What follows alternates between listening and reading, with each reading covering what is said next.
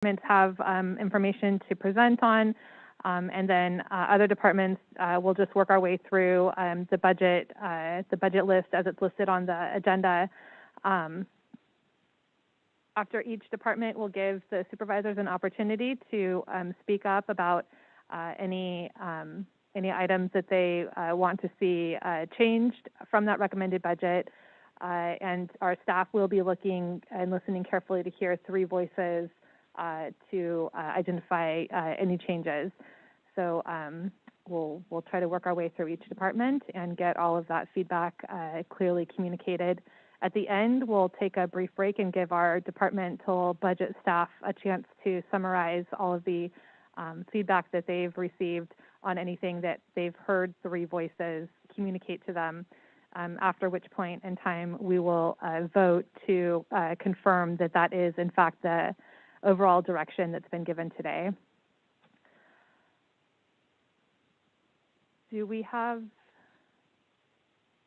give us just a moment, we're gonna make a quick phone call.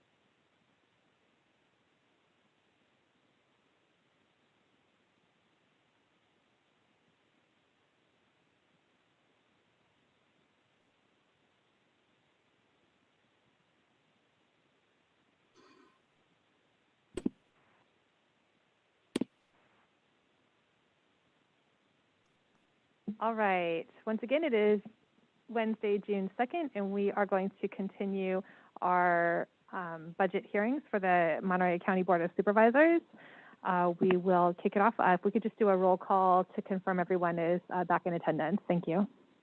Good afternoon. Let the record reflect all supervisors are present, with Supervisors Alejo and Lopez appearing via video conference, and Supervisors Root Askew, Adams, and Phillips appearing in person. All right, and we are on, for anyone following the agenda, we are on item 6A, and we'll welcome Nick Chulos, our Assistant County Administrative Officer, to give a brief presentation on budgetary issues affecting the County Administrative Office. And for anyone also following along on our budget book, this is page 177 in the recommended budget book. Thanks for joining us today, Nick. Great. Thank you, Madam Chair, and good afternoon, board members and members of the public and department heads. I want to speak to the board this afternoon on two budget requests that are not in the recommended budget. There were augmentation requests. The first one is a county communications director position. And this position, if approved by the board, just to give you an idea of the cost per year at the top step with fully loaded with salary and benefits, would be $245,627 per year. That's at the very top level, step 7 salary. Briefly, the background on this is that during the COVID-19 pandemic and the need to do really robust communications as part of that operation and that response in terms of external communications, we really saw the need to make some significant improvements in the way that we are organized and resourced to handle communications, not just on a crisis basis, but really it unearths some issues that we really feel we need to be dealing with ongoing as a county government. The improvements really would have to do with the way that we strategize and develop messaging and coordinate messaging and train our messengers. And I'll talk more briefly about each of those things in just a moment. The background on this is that the Ad Hoc COVID Communications Committee, which is Supervisors Askew and Lopez, were the group that we began discussing this with several months ago prior to budget preparation. And I think I can speak, if I may, for both of the committee members, that The Ad Hoc Communications Committee of the COVID response supports the idea of having a county director of communications position. This matter was referred to the Budget Committee. There was one discussion at the Budget Committee where the Budget Committee recommended that further information be developed and brought back to the committee. We did bring that information back, but unfortunately, at both of the committee meetings of the Budget Committee that we were scheduled to be on, we ran out of time, and this item did not get discussed, and the direction from the Budget Committee was to bring it forward to the full board, which we're doing today. Once the Ad Hoc Committee on COVID Communication and the CAO agreed on the need for a communications director position, we worked with HR. Irma Ramirez-Dow and her team looked at other counties of similar size and complexity to our county, and found that, yes, indeed, there were communication director level positions at those other counties, and that's where the job spec and the salary were developed based in part on what they found by looking at other jurisdictions of comparable size and complexity. So just really briefly to go through what we see as the goals for this position would be to develop and implement in conjunction with the Board of Supervisors a strategic plan for communications, external communications to our community and to the public at large, to develop and manage programs that would broaden public awareness of county programs, projects, and services, to increase the visibility of key messages across all media platforms and really make maximum use of all media platforms that are out there for development and use. There would be 2 direct reports to this position. One would be a management analyst 3, and the other would be the media analyst, which is the Spanish language position that the board approved recently, which we are out for recruitment on right now. There would also be some non-direct reporting relationships because some of the other departments have communications related positions. And the way we see that the director would interact with those positions, they would direct their direct reports. They would also provide training, consistency, and standards development for those that are not direct reports, much in the way that that HR works at the present time, where there are HR analysts embedded in departments, but they operate under the standards that are set by central HR. The communications director would be responsible for monitoring and developing responses to critical emerging issues that need to be communicated to the public. They would be involved in crisis communication. They would act as the principal spokesperson for the county on any number of issues that are presented to the media or to the public. And as I mentioned earlier, this position would be a position in the CAO's office. So, Madam Chair, that's just a very quick overview of what we see as the need for the position, the general duties of the position, and kind of the background of how and why we're bringing this recommendation forward to the board at this point in time. I'd be glad to answer any questions that you or the board members might have. Great, thank you. And Nick, this is the only present part of your presentation today? No, actually, if you'd like me to go to the other one, I'd be glad to do it. There's one more. Yeah, let's work our way through your entire presentation, and then we can bring it back to the board. Thank you. Great, thank you, Madam Chair. So the next one is the other one, the second presentation, is a management analyst 1 position that we're requesting for the sustainability program. This really is a situation where, with a fairly small investment of money, $138,000 per year, fully loaded Step 7 salary and benefits, we could save a significant amount of money. The situation here is that we have an excellent program manager managing the sustainability program, and we have a very capable facilities manager in the HCD, or in the Public Works Department. But what we really have identified the need for is someone to work under the direction of the sustainability manager to implement energy saving and energy efficiency programs, which I've listed here on the slide, which are already saving the county money based on some small steps that we've taken in that direction. But we could save a significant amount of money over a period of a very short amount of time. We do not have the resource staffing wise to do this now. That's the dilemma we find ourselves in. The sustainability manager and the facilities manager are just not able to devote the time and effort to this particular type of energy efficiency operation, which, if we had the staff person to manage that program under the sustainability manager's direction, we could save a significant amount of money, and it would really help the county meet its sustainability goals going forward. So that, Madam Chair, is the other item, and I would be glad to answer any questions that you might have. Great, thank you. So this would be the chance for supervisors for any county administrative office issues, whether they were presented here or are elsewhere in the recommended budget, to weigh in on those. I'll start with Supervisor Phillips. Well, I know the majority of the board supported the communication program, but we already have one person devoted to communications for the county. But I have concerns about adding more staff, and I have the same thing with the sustainability program. We start a program, and we brought a person on board, and she's good, and she's really on there, but then it always seems in the county that then that's not enough when we have to start growing the program. So I have a concern about whether that's a good use of our tax dollars. So I'm not sure I can support the sustainability, the additional person to the sustainability program. Supervisor Adams. Well, I share your concern about bringing on new staff when we're actually still in the middle of a pandemic and don't know what we're going to be facing when the weather turns and we move forward. I'm optimistic that this is it, but I don't, who knows? I think we have to be prudent about what we do. However, with this position, I feel like it's the kind of position that it's going to be an investment, and we'll be able to look at the return on our investment when we see what kind of savings that we do start to see coming back from the changes that could be put into place. So for that regard, I am supportive of the sustainability program MA1. Great. I'll watch for hands to be raised. We still have Phillips and Lopez in the audience.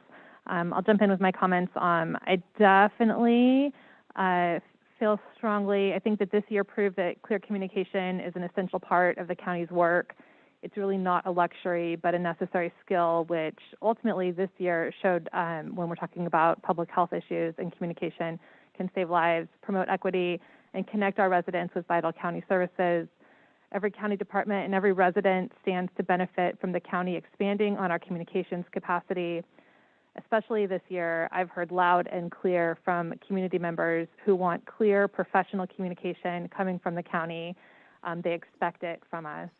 Our business community relies on the county's brand and reputation to attract visitors. Our residents look to the county as a voice of authority in times of emergency. Our community members rely on strategic, impactful, consistent communications from the county to keep them abreast of changes in our community. And even beyond the pandemic, the creation of a communications director position, I believe, will support transparency and accountability in our county government.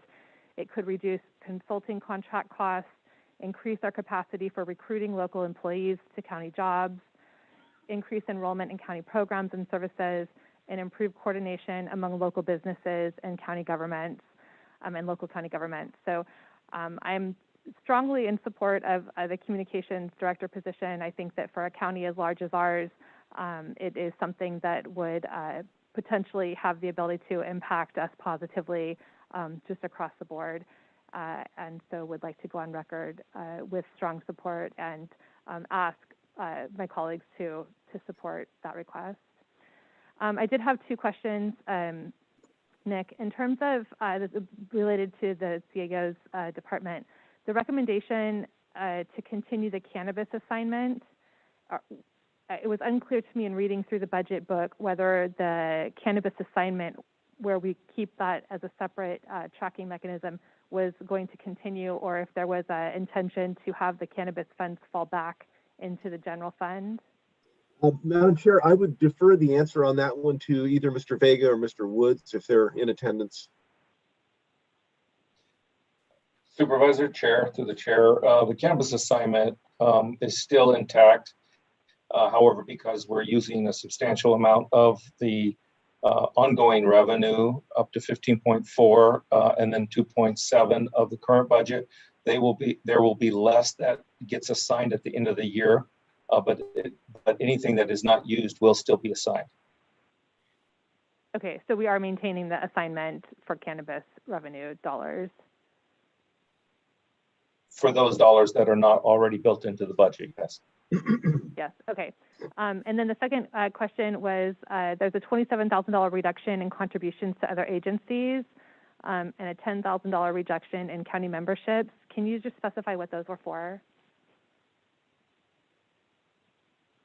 Madam Chair, is that a question directed to Mr. Vega or to me? Probably to Mr. Vega, yeah, or Dwayne would. Okay.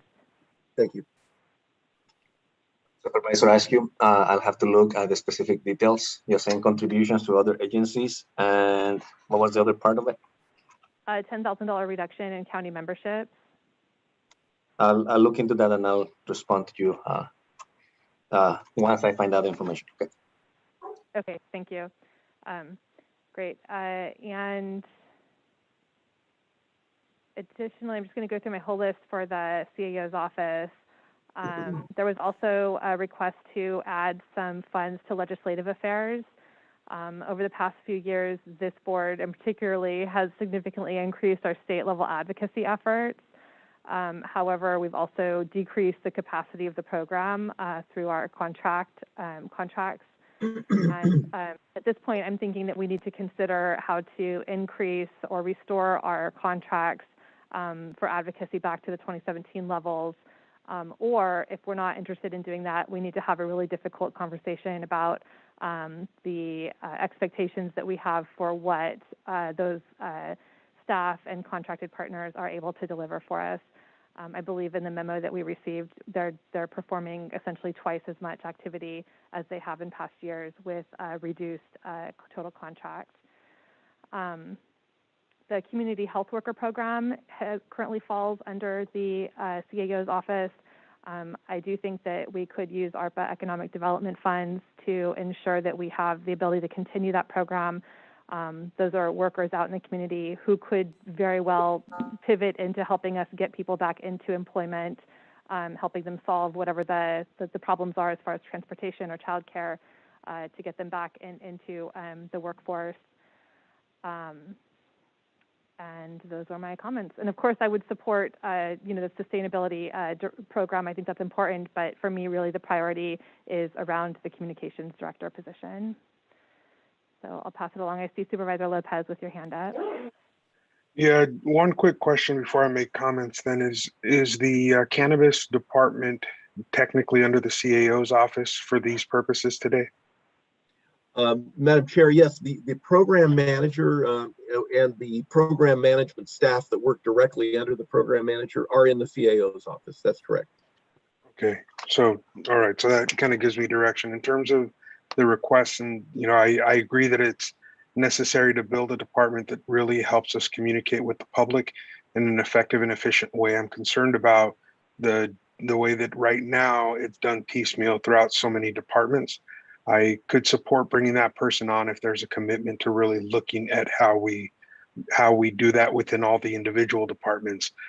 Just because I don't think that we need to continue to piecemeal that out. I think we need a unified and centralized communications team within the county with a single brand and message. And so that's of concern to me, and I would support it if we could make that commitment.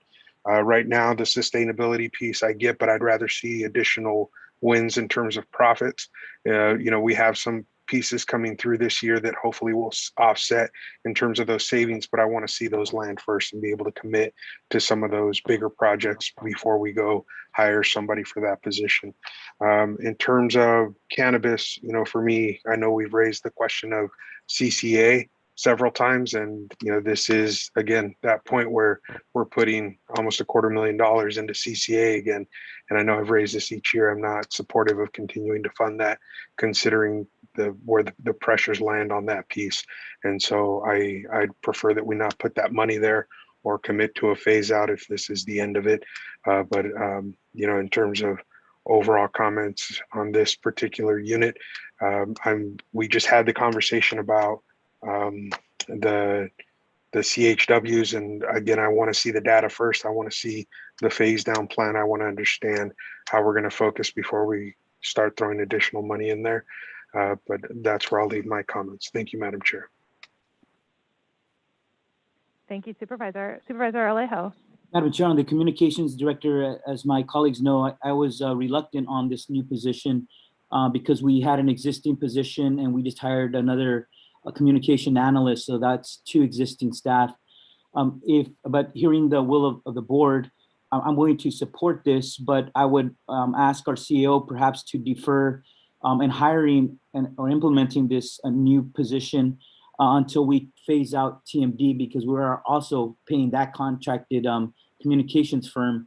That was needed during the pandemic, but as we're transitioning out and hiring new staff, I think that would be the cost savings for our taxpayers, and not to keep 3 positions and the TMD contract all going and continuing. I think that would be excess. But I would also just mention that hopefully the communications director could be bilingual, as a large portion of our residents are bilingual. And so I think that needs to be kind of taken into account as a plus for that position. On the sustainability program, I was also reluctant there, like as some of my colleagues have expressed, but talking to our sustainability manager, I think the fact that we haven't even implemented our climate action plan for Monterey County, and that's one of those big action items that she wants to tackle this coming year, I'm open to being supportive of that, because I think that's an important work that needs to get done. Along with the many other projects that are going, that will save us money. We're not going to be able to do it all by one person trying to handle all that volume of work that is sure going to be significant. On the legislative staff, I know we have a great team with Annette Diadamo and Nick Chulos. They're making a request. Back in 2017, when I became a new supervisor, we had changed up our legislative contracted staff in Sacramento and in Washington, D.C. We had, because we were having hard economic times, we significantly reduced those contracts. There was a slight increase last year, but as their memo points out, nowhere near to where we were at in 2017. So because of the volume of work, that legislative team has met with us once, if not twice, sometimes even 3 times a week when we've had legislative meetings, not to mention the many volumes of letter and advocacy during this pandemic on behalf of the people of Monterey County. So I'd be supportive of just restoring to the 2017 levels as requested. I know the staff had also asked for an additional analyst. Perhaps this might not be the year for that, but at least properly compensating for the the double volume of work. I think that's merited. On the last thing, the CHWs, I know that we've talked about this at our last meeting. I know this will come back to us in July to reassess where we stand in terms of money used. So I don't think we need to make a decision today, but I just wanted to express my support in and seeing, recognizing their important work they have done to help the most needy during the pandemic, and trying to right size it for a few more months until we get through this pandemic completely, So I think that there perhaps may be another role for them to play in the fall if we have to do additional vaccine. But I just wanted to recognize their work and the fact that we're at the lowest rate from the other similar communities, I think is a testament to multiple strategies. But VITA, the CHW Community Health Worker Program, I think has been a key part of helping those who are falling through the cracks. Thank you, Madam Chair. Thank you. I think we're going to circle back. I see Supervisor Adams. Yes, thank you very much. I have actually 2 questions that I wanted to ask. One is an ARPA question to look at the scope of funding that we might be able to get reimbursed. And what my question is I remember that on February 9th, our board authorized a significant amount of funding to go to pandemic-related expenses. And so what I want to figure out is if we will be reimbursed for those expenses, because although they were authorized on February 9th, they were not, I would expect, spent until probably sometime in March. And I know March is the date from which we will start to get recovery, essentially. So can anyone answer that question for me so we have an idea of how much we're really going to be getting rebated? And then I have another question after that. Sure. Dwayne or Ezekiel, are you able to put up the slide with the ARPA funding recommendation that shows which amounts of money are being reimbursed? I would ask Ezekiel to put the slide up, but I can quickly answer. For the February 9th activities of use of both cannabis and strategic reserve funds, if the expenditures qualify under ARPA, and we believe many of them do, that were done on February 9th, and if the expenditure was after March, then we will apply the ARPA funds to those. We will not know the exact amount until we reconcile sometime in October, so that we understand how much we spent and how much we can use. But indeed, those would be the first sources. Great, thanks. That's the question I wanted about the February 9th date. Okay, and then I have another question going back to the CAO's budget. Can you tell me, is the Economic Development Office located within the CAO for this discussion now? Yes, it is in the CAO's office. So if we want to talk about economic development opportunities, this is the time to do it. So, Supervisor Adams and Chair, if I could clarify, I think that there is a specific section for that on the agenda. Right now, we're focusing on the IGLA section of the CAO's budget. There will be a separate section that is coming up under a subsequent item that will take care of all the other CAO parts of the budget. Right now, we're just looking at the IGLA component because they have that presentation. Okay, great. Thank you so much for that. Thank you for clarifying. I just, in follow-up, I did just want to throw out two other things. Supervisor Lopez mentioned the Cannabis Authority, and I have a meeting scheduled with our Mary Zeeb to learn more about that, but I'm open to whether or not that's needed. So Supervisor Lopez, you've got a second voice of question there. And then in terms of Supervisor Alejo, you mentioned the TMD contract, and I do believe we have that included for $385,000 in this year's budget as part of the recommended budget. So those could definitely be funds that would be available to move from one line item into a different line item for the communications position. That would be prudent. Thank you. Was there any other direction or looking for three voices on anything that was spoken of? Yeah, I'll support the communication director with the condition that was brought up by Supervisor Alejo, that we wait until we bring them on until we end the contract that we presently have. Okay.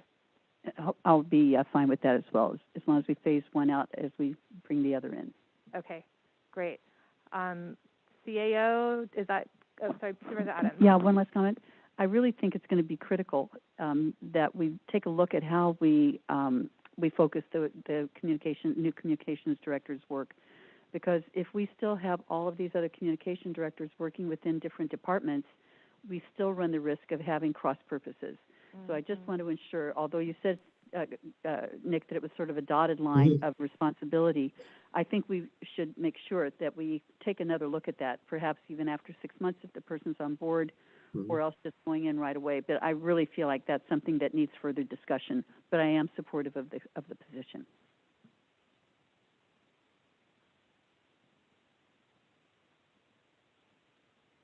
And Madam Chair, just to respond, I appreciate Supervisor Adams' comment, and I think one of the other supervisors made a similar comment. We do intend to take a look at that type of organizational approach. What would be the best approach to really maximize the effectiveness of our communications program? We will definitely do that. All right, great, thank you. Okay, so moving on to our next presentation, we have Eric Chatham with our IT department and Alex Zhang, Division Director, for a brief presentation on some IT issues. And again, they'll be presenting some information, but this will be the chance to talk about anything IT related within the recommended budget once they conclude their presentation.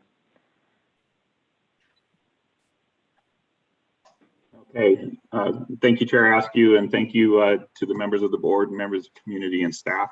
I'm Eric Chatham. I'm the Director of ITD.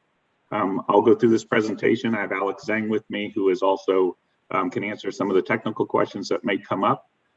So real quickly here, what we are not asking for any modifications to the recommended ITD budget.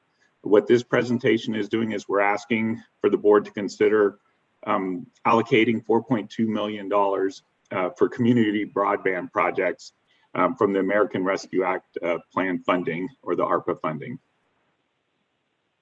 We've worked with Freddie Cooper from Monterey Bay Economic Partnership, members of the CCBC, which is the Central Coast Broadband Consortium, and the Cruzio team, which is a local ISP, to come up with a group of projects that we believe we could actually get done in the 3-year window with the ARPA funds. And the total amount that we came up with was 4.2 million, though there's millions of other dollars of middle mile projects that could be served, but we focused on how do we get to the unserved and the underserved communities as our primary objective here.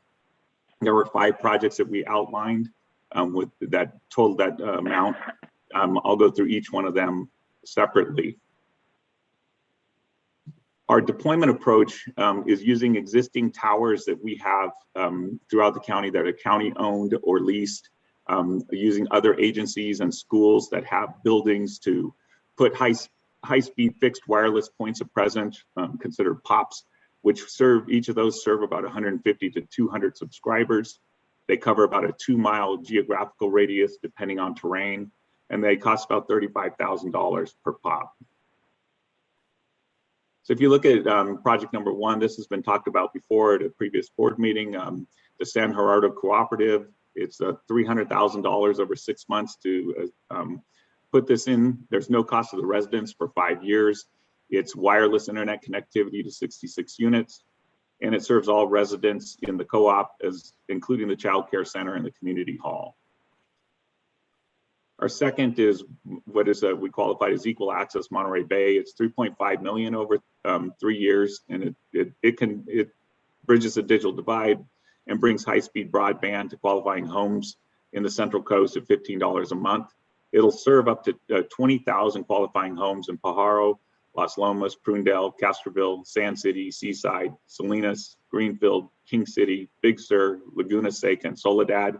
The specific locations, we have a detailed map. It's not included in here because it covers all of our existing locations that we could actually get to easily with the minimal permitting, as well as being able to get it done in the time frame window. Our third project was Mills Ranch in King City. It's a $35,000 project. It would connect 40 units of low-income housing. That's currently in the development phase. And then the Camp Forest Soledad is $150,000. It's wireless connectivity to 4 buildings comprised of 44 2- and 3-bedroom workforce development apartments. And our final one is the Greenfield Commons, which is a $200,000 project, and it provides internet connectivity to 222 units of farm worker housing, which has already been approved by the Greenfield City Council. So with that, I'm open to any questions or additional comments. Thank you for the presentation. I'll head right over to Supervisor Luis Alejo. Thank you. I want to first of all thank Eric Chatham for being a real leader on this topic, doing a lot of work over the last years and helping work with other community partners to see what projects realistically we could accomplish in this coming fiscal year. And like I said at the beginning, I hope that my colleagues would support making this a priority in our knowing that our county was a center of conversation because of the image of our children about what they were going through this pandemic. So out of this list of 5 projects, I think 4 obviously seem they're small in size and they're very achievable in this coming year, and the benefit will last for several more years. So I hope that in our budget we could achieve these for the coming year to show our community that we're going to those disadvantaged communities that didn't have some of the most fundamental access to the internet, and trying to provide that to them. The question I have is on project number 2, the Equal Access Monterey Bay project, because Eric, if you could, how would this work if there's the existing federal emergency broadband program, and that will continue until the money runs out, but it should last several more months, and it gives a $50 subsidy for internet service. So that's why this seems to be duplicative of the federal effort, and perhaps I know what you're asking are presenting here. It's trying to, the goal is for a lot of our families that live in these urban areas, the issue is not having the infrastructure for broadband, it's the affordability. And that's what this program is trying to provide, that subsidies to make it more affordable so they can actually get internet into their home. But the question then is, how would this work if there's an existing federal program that does the exact same thing? So it would be complementary. Many of the existing programs actually don't come down to the same level, and most of the areas that we're hitting either have a very limited existing capability from our primary service providers. So I would say it would be complementary. There might be some overlap. We're trying to minimize that overlap as we look at locations to put those and get those into areas where we're hitting the edges of where current existing providers are. So on this one, I don't know if I know we got a lot of requests coming in today, but certainly if there's an amount that we could, my colleagues would be willing to support that, because then that would help, I think, all the districts as well. I know the other projects are in Supervisor Lopez's districts, and we know there's a lot of need of rural communities that don't have the most basic fundamentals. And I'm supportive of them getting access and getting these projects funded. But perhaps just, I'll leave that as an open question on project number 2. What might be the right amount that our board could allocate to that kind of a local program that would be complementary to the federal one? Thank you, though, for your work on this, sir. Okay, thank you. Supervisor Lopez. Yeah, I'm supportive of, obviously project 1, 3, 4, 5, and have the question about what the right amount is on number 2. I wanted to express support. I'm not sure 3.5 is doable with everything we're doing today. So I look forward to any input on that number. Supervisor Adams. Thank you, Eric. Thanks very much for this work on the project. I really appreciate it, and I appreciate your meeting with us the other day and the turtles that you have on your picture particularly. But I did have a question. You had indicated that the option 2, which I am supportive of, it's the only one that benefits any part of the 5th District. If you could tell me, please, what parts of Big Sur would be impacted by this? Alex, could you comment on that? You have the details that we just sent recently. Yeah, absolutely. Eric, can you allow me to share my screen, or you can share that Google map? Hold on one second. Let me just stop my share.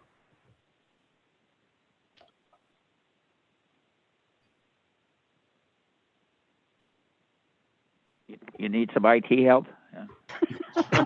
Yes. So are you able to see this Google map in front of you?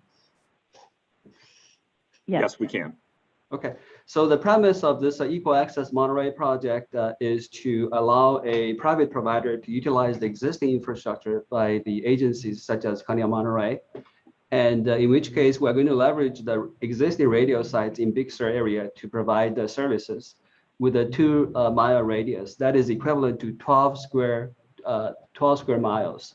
So to answer that specific question regarding the coverage in the Big Sur area,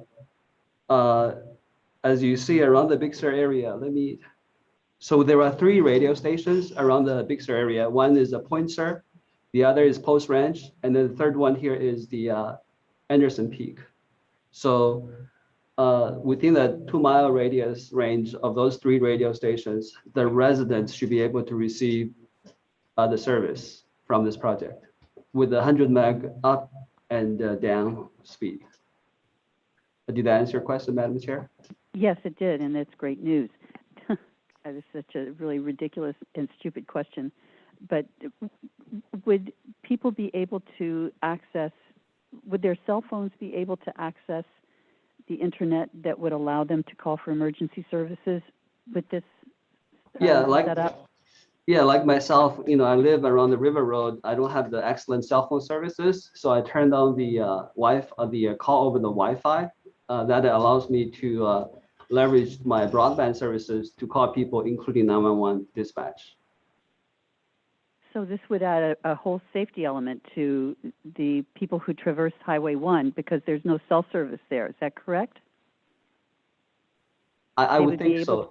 It will provide us complementary services to their existing cell services if the service is not great enough to cover. But within the 2 miles of those 3 additional sites, they would be able to have coverage.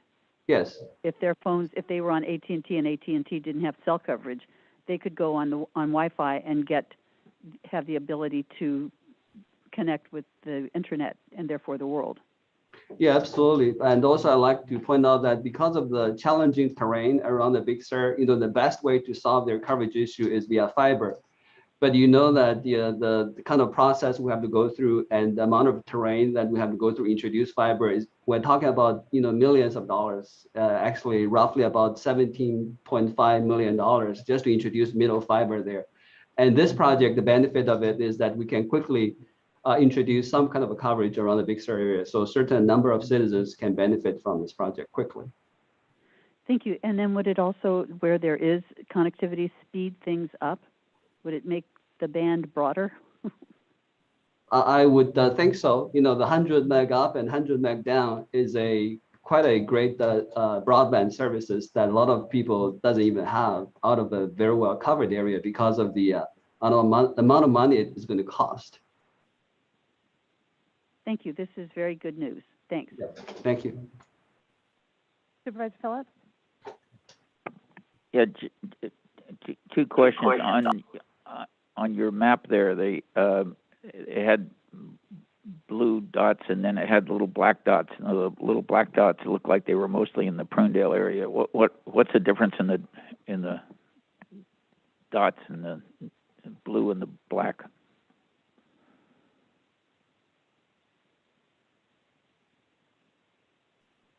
The blue dots are the existing Monterey County radio sites versus the black dots are the school sites within the North Monterey area.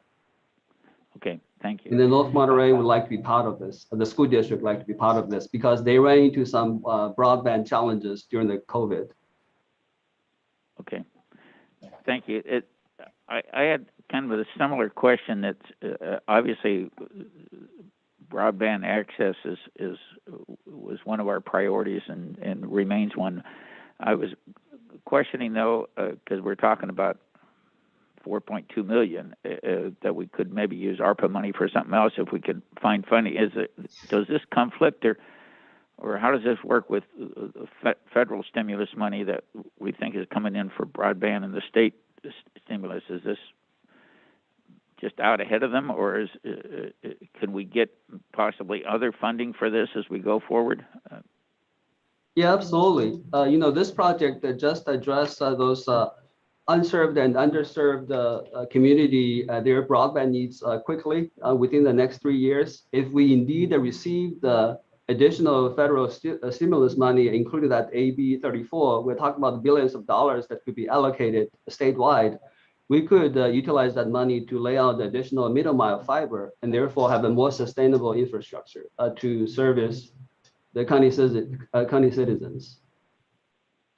Okay, but we're not going to be stepping over ourselves if we do this, and then we're not going to be redoing it, or? No, I don't think so. They are not overlapping, actually. Okay. Okay, thank you. Yeah. Is that a support? Yeah, I don't know whether whether 3.5 million, maybe I would cut it down to 3 million, but for the equal access Monterey Bay, I just think 4.2 million is a big hit of the ARPA money that we're trying to see it be distributed somewhere. So, but I'm generally in favor. So. Okay, great. Yep, we want to be real clear for our budget staff who are listening. I'll weigh in, and then I think I see some hands raised a second time. So I just say, look, I'm very interested in infrastructure improvements that would make broadband internet available for all of our Monterey County residents. But I'm not clear on some of these proposals. If what we're proposing is just simply paying the per month fee and how sustainable that would be using ARPA funds. So given the one-time nature of ARPA funds, To the degree to which the projects proposed here are infrastructure investments that are going to have an ongoing impact, I would fully support all of those. But I do have hesitations for the portions of the projects that are simply talking about paying the monthly service fee that isn't sustainable over the long term. So if there's clarity around which of the projects are falling into which category or which funding would fall into which of those two categories, my interest is in the infrastructure portion of each project, and I can fully support that portion of each one of these projects. Yes, Chair Askew, maybe I can answer that. So this is all for building out infrastructure, and what we'd be looking at doing is partnering with the private sector organization to continue to sustain the infrastructure so that the county isn't held up with the operational costs after the implementation, and so they can maintain those levels of the lower prices throughout it. So it's not we're not subsidizing any pricing. We're actually helping create the funding so we can have a third party actually build out this infrastructure so it will be there for the long haul. Okay, so when we talk about serving families at $15 per month or serving families at low-income families, we're not talking about paying. We're making infrastructure investments so that the fees are lower across the board. Correct. Okay, then yep, I can be supportive of that. All right, and I think we'll circle back to Luis Alejo and then Supervisor Lopez and then Dwayne Woods. Yeah, so that wasn't clear because on the slide it had said 3.5 million over 3 years. Does that mean each year we're gonna have to commit 3.5 million to do the project, or is this 3.5 spread over 3 years, Eric? 3.5 spread over 3 years, Supervisor Alejo. Okay, so for this year, we're really talking about what, like 1.2, 1.25 to start that work this year? Alex, do you recall the first year breakdown? Correct. Yeah, so maybe it's a smaller amount, if we commit to this, and who knows when other state and federal funding will become available, but to get this work started. I was also confused because it said $15 a month. I thought it sounded like a subsidy to lower the cost for families accessing service into their homes, but you're saying this is infrastructure, correct? Yeah, so it's the actual infrastructure we'd be building, but the cost to qualifying homes would be $15 a month. Oh, versus a normal. If you look at most ISP providers, they're anywhere between $60 and $100 a month. This is great then. This is even better than I thought. So because this is real along those areas that are outlined in the map. So I'll definitely be supportive. And I just wanted the public to know the legislature has been negotiating the budget, the Senate and Assembly over the last few days. The governor had proposed a $7.1 billion broadband proposal. We don't know in the end what it's going to look like. There's some pushback from the incumbent ISP internet service providers. There's difference of opinions in both houses, but we will know hopefully by June 15th what the final proposal that gets to the governor's desk will be. But even though it's 7.1 billion, it sounds like I think about 4.4 billion of that will go to the middle mile. That will be led by the state through transportation corridors, led by Caltrans and perhaps other state agencies. Another 2.5 billion would be for the last mile, but that would be administered through a competitive grant program through the Public Utilities Commission. So that really, most of that money will then take some time before those projects actually get carried out, or even the middle mile grant money. By the time the PUC sets grant guidelines and protocols, that will take several months. So if we approve something today like this on this Equal Access Monterey Bay project, we could actually get started on getting that work done. That I think will be significant. So again, another one of those shovel-ready projects that we could start. As soon as money becomes available to our IT team. So I'd be supportive. Thank you. Yep, I think, who did I say? Did Dwayne Woods, did you have your hand raised? We've got you muted, Dwayne. Yes, Okay, sorry. we'll go over. I was just going to ask if the board gives direction to move forward with these projects, the one thing that would help us is if we work with the IT department and make sure as these projects come online, that if there are state or federal funds that come, we want to make sure we maximize those first, and then we use these as leverages for those. So I just want to make sure the board was okay with that direction. I'm seeing some heads nodding Yeah, up here. I can't, Chris and Luis, if you have, yep, heads nodding. Okay, perfect. Supervisor Lopez. Yeah, I'm wondering, Alex, can you put that map back up? Absolutely. So my key question is the proposal to turn every one of those sites into a node? An access point at every one of those blue dots, is that what you're proposing? Or just the ones along the blue line? What are we talking about? You see approximately about the 30 blue dots here that coincide with the list of the county radio sites we have, but the scope of this $3.5 million Access Monterey Bay project is to deploy 100 pop stations across the county here, because each pop station costs $35,000. So it'll be more than just those 30-some blue dots that we are talking about here. And also, I've been working in the broadband development, within the public sector, within the Monterey County for the last 20 years.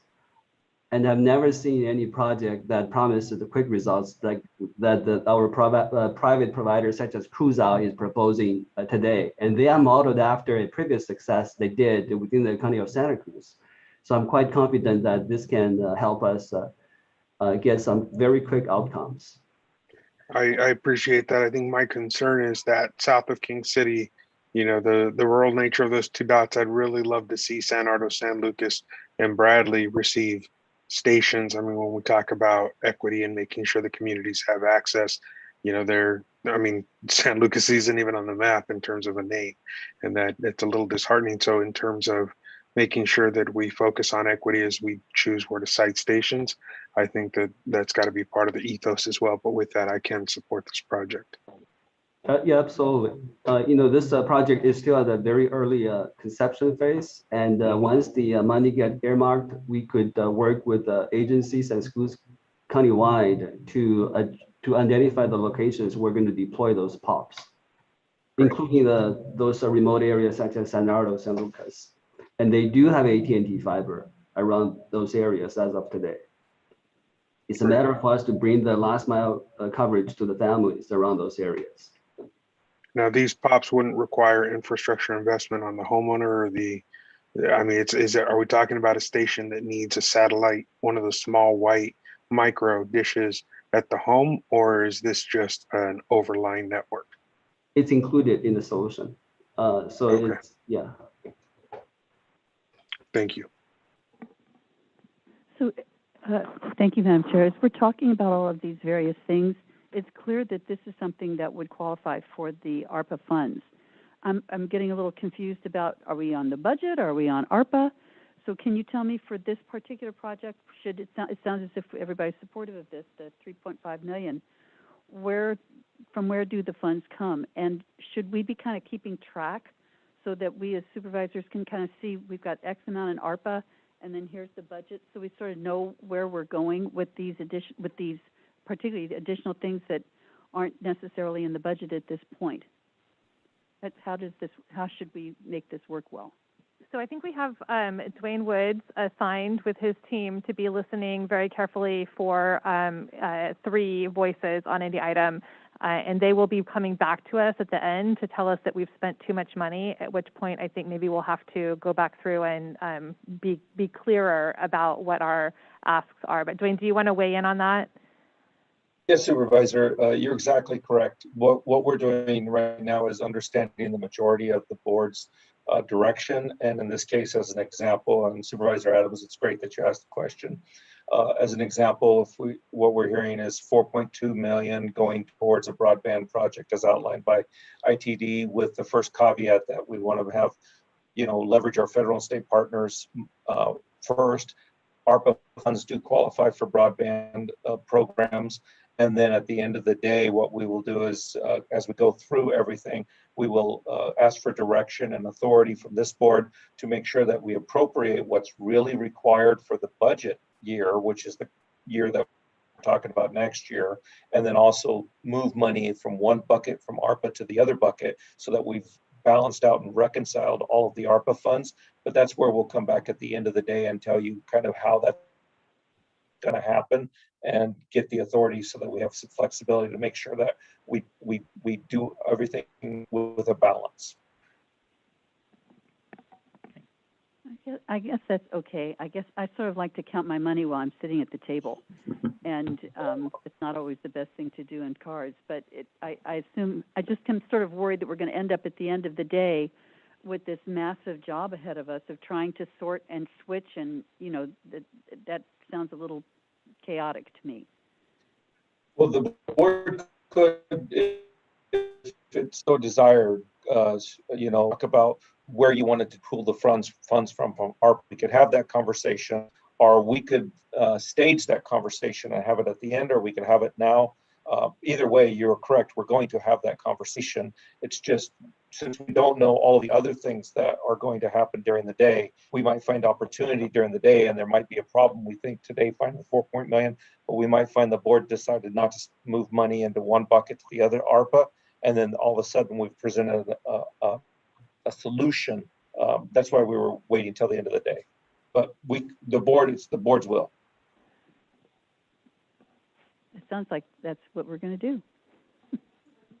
Yeah, and I think that's the only way we can, and then get to the end and see if we have to make some adjustments and modifications. But I didn't realize what was brought up by Supervisor Alejo, that we're looking at this over a 3-year period. So I clearly support it, with the caveat that we'll look to see if we can find any other state or federal money along the way that can supplant this, we can move the funds somewhere else. Thank you. Sure. Agreed. Yes, and to answer that, thanks Supervisor Phillips and Lopez. We are also pursuing grants in some of these areas, and we will be definitely watching, you know, AB 34 as it continues to go through to see if dollars will float down. And if we can trade out those monies in any locations or at any time frame, we would definitely do that.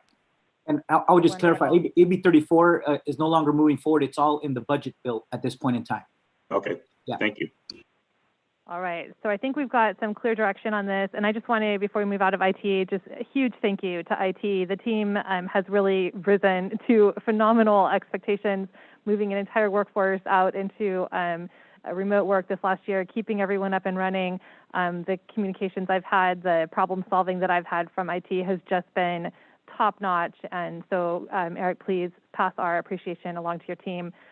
We could have been having a very different conversation here about all the needs to maintain our remote workforce, but the fact that we're able to continue moving forward, I think, speaks volumes about the professionalism and the proactive work that you and your folks have been working on to keep us all performing at our highest levels. So thank you.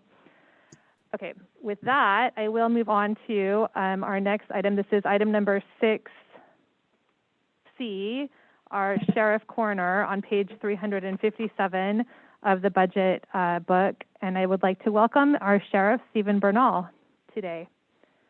Thank you, Madam Chair, members of the board. Last year, the Board of Supervisors left 17 peace officers unfunded, peace officer positions unfunded. At that time, I informed the board that we were at historic low jail population and we were experiencing lower calls for service due to the COVID shelter-in-place orders. I told the board I would try to work within the staffing cuts, and today the jail population is back to pre-pandemic levels. We're also seeing an increase in calls for service on patrol. So we're trying hard, but we can't keep working within the staffing cuts from the last year's budget. If we don't put at least 10 recruits in every basic academy, we're losing ground and we're going backwards. 1 month ago, we hired 7 of the 17 unfunded positions. And as we speak today, we don't have any of the 17 unfunded positions filled today. The attrition rate is crippling. In 2019, we had 33 separations of service. We had 33 people that separated, sworn positions that separated from service in the deputy ranks. In 2020, we had 33 separations of service in the deputy ranks.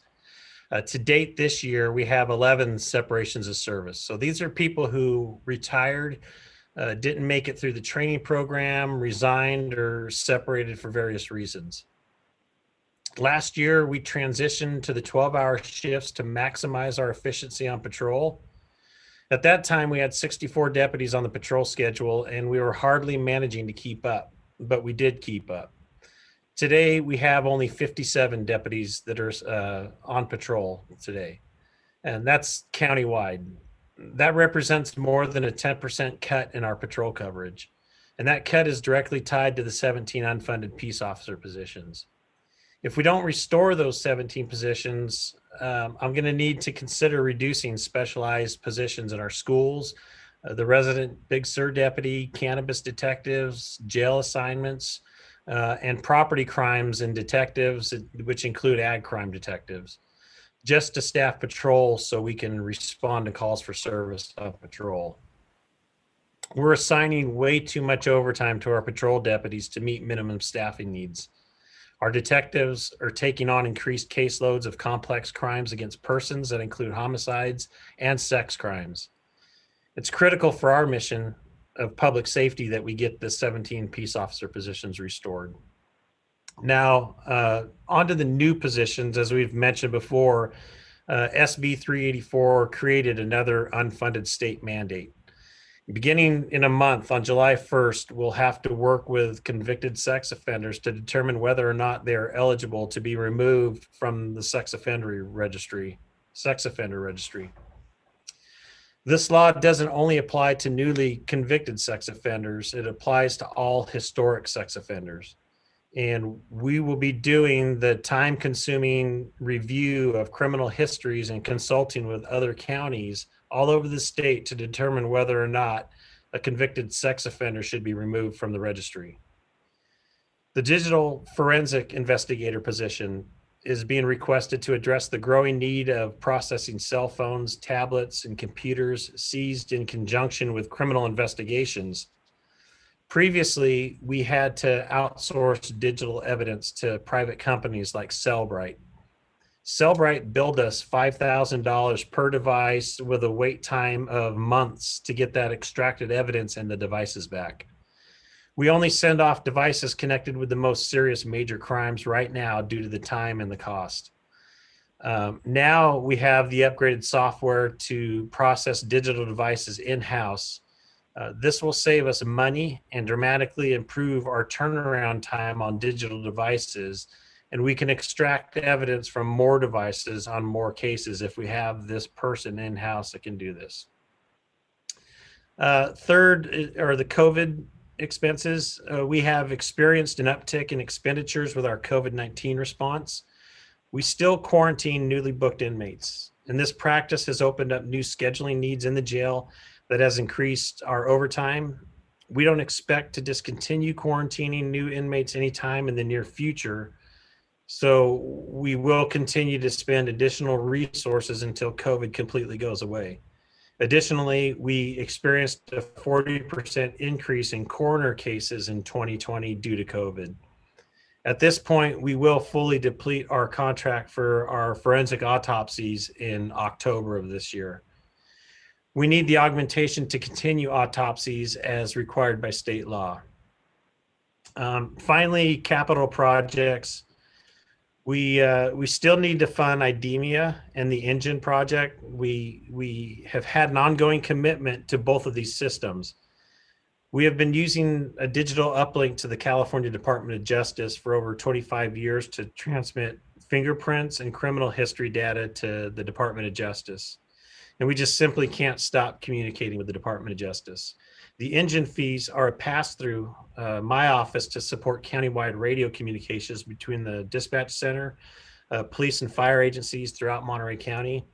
And we just can't step away from long-term commitments to support public safety communications.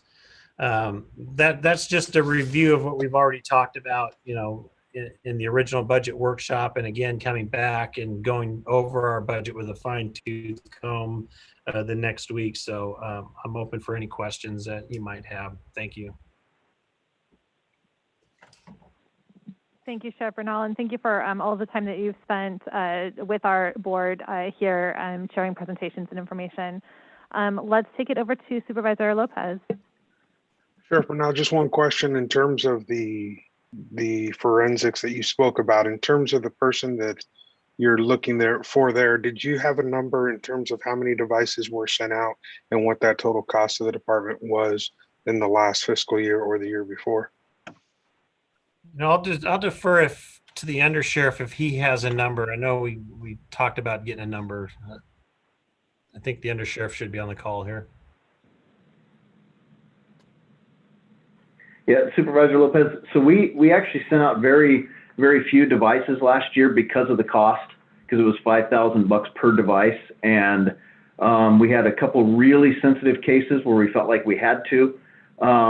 But many of the other serious and violent cases and the homicide cases, we didn't send them because it cost so much money and it took so much time. So we did get the upgraded software so we could process those things in-house, and that so far that's working out. But it's completely drawn down one of our IT people. It's full-time work, and we have a very small but mighty IT staff that works very hard to support 24/7 operations, and we're just completely sucking one of those people out now into this digital evidence because that recent homicide in South County, we ended up with a number of phones on that case. So we're just going underwater with digital evidence. Thank you.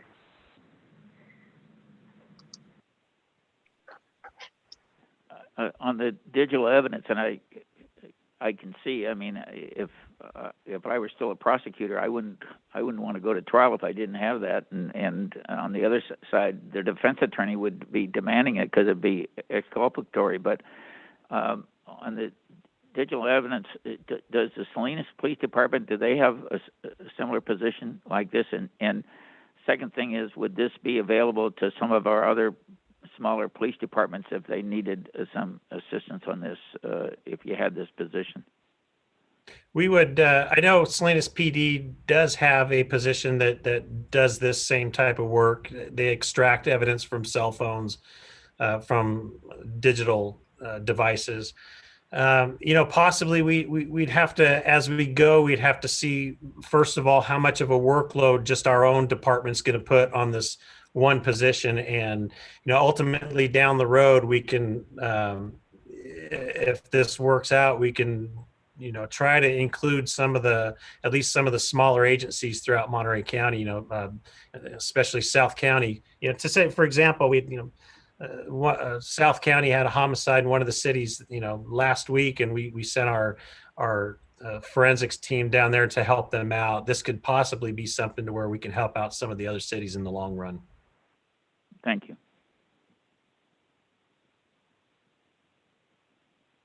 Just a couple comments that I have. Looking back over the Sheriff's Office budget from 1920, where it was $119.9 million, to 2021 at $124.5 million, and looking at the recommended budget this year of $134.7 million, of which 62.34% is from our general fund.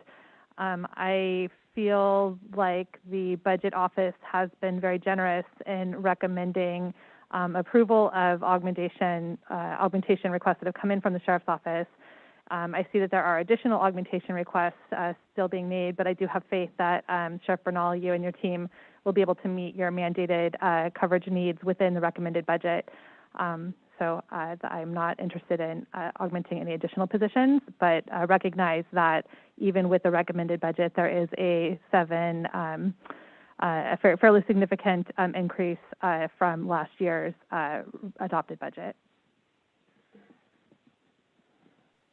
Yeah, Madam Chair, on the digital forensics, I know Judge Phillips, when he was a prosecutor, they didn't have any of that stuff, but now the DA's office does have a very good digital forensic unit, not to take away from what the sheriff needs, but also they get engaged in that often once the the devices and the evidence starts coming from the police and the sheriff's office. So they do have one of those units, and they work with all the entities throughout the county.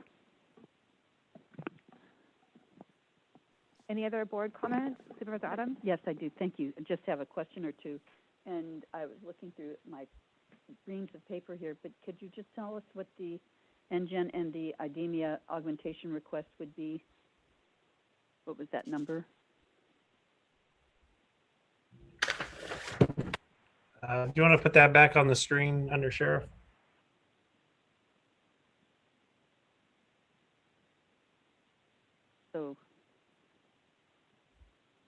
So this 2.9. So we're looking at. No, we're looking at that was the request back in April. We've cut that down to 530, about 534. 534, and that would be for what you would need for NGen and the IDEMIA. Correct. Right. Okay. I think that we should fund that, and I think it should come out of the contingency since these are required items. And I recognize that the vacant unfunded positions, if cut, can impact the pipeline of new recruits to the academy, and that worries me. I don't think that we should, fund everything, but I could see funding, perhaps retaining the 9 deputy positions identified as operations on the books, but still unfunded. Whether that would be helpful or not.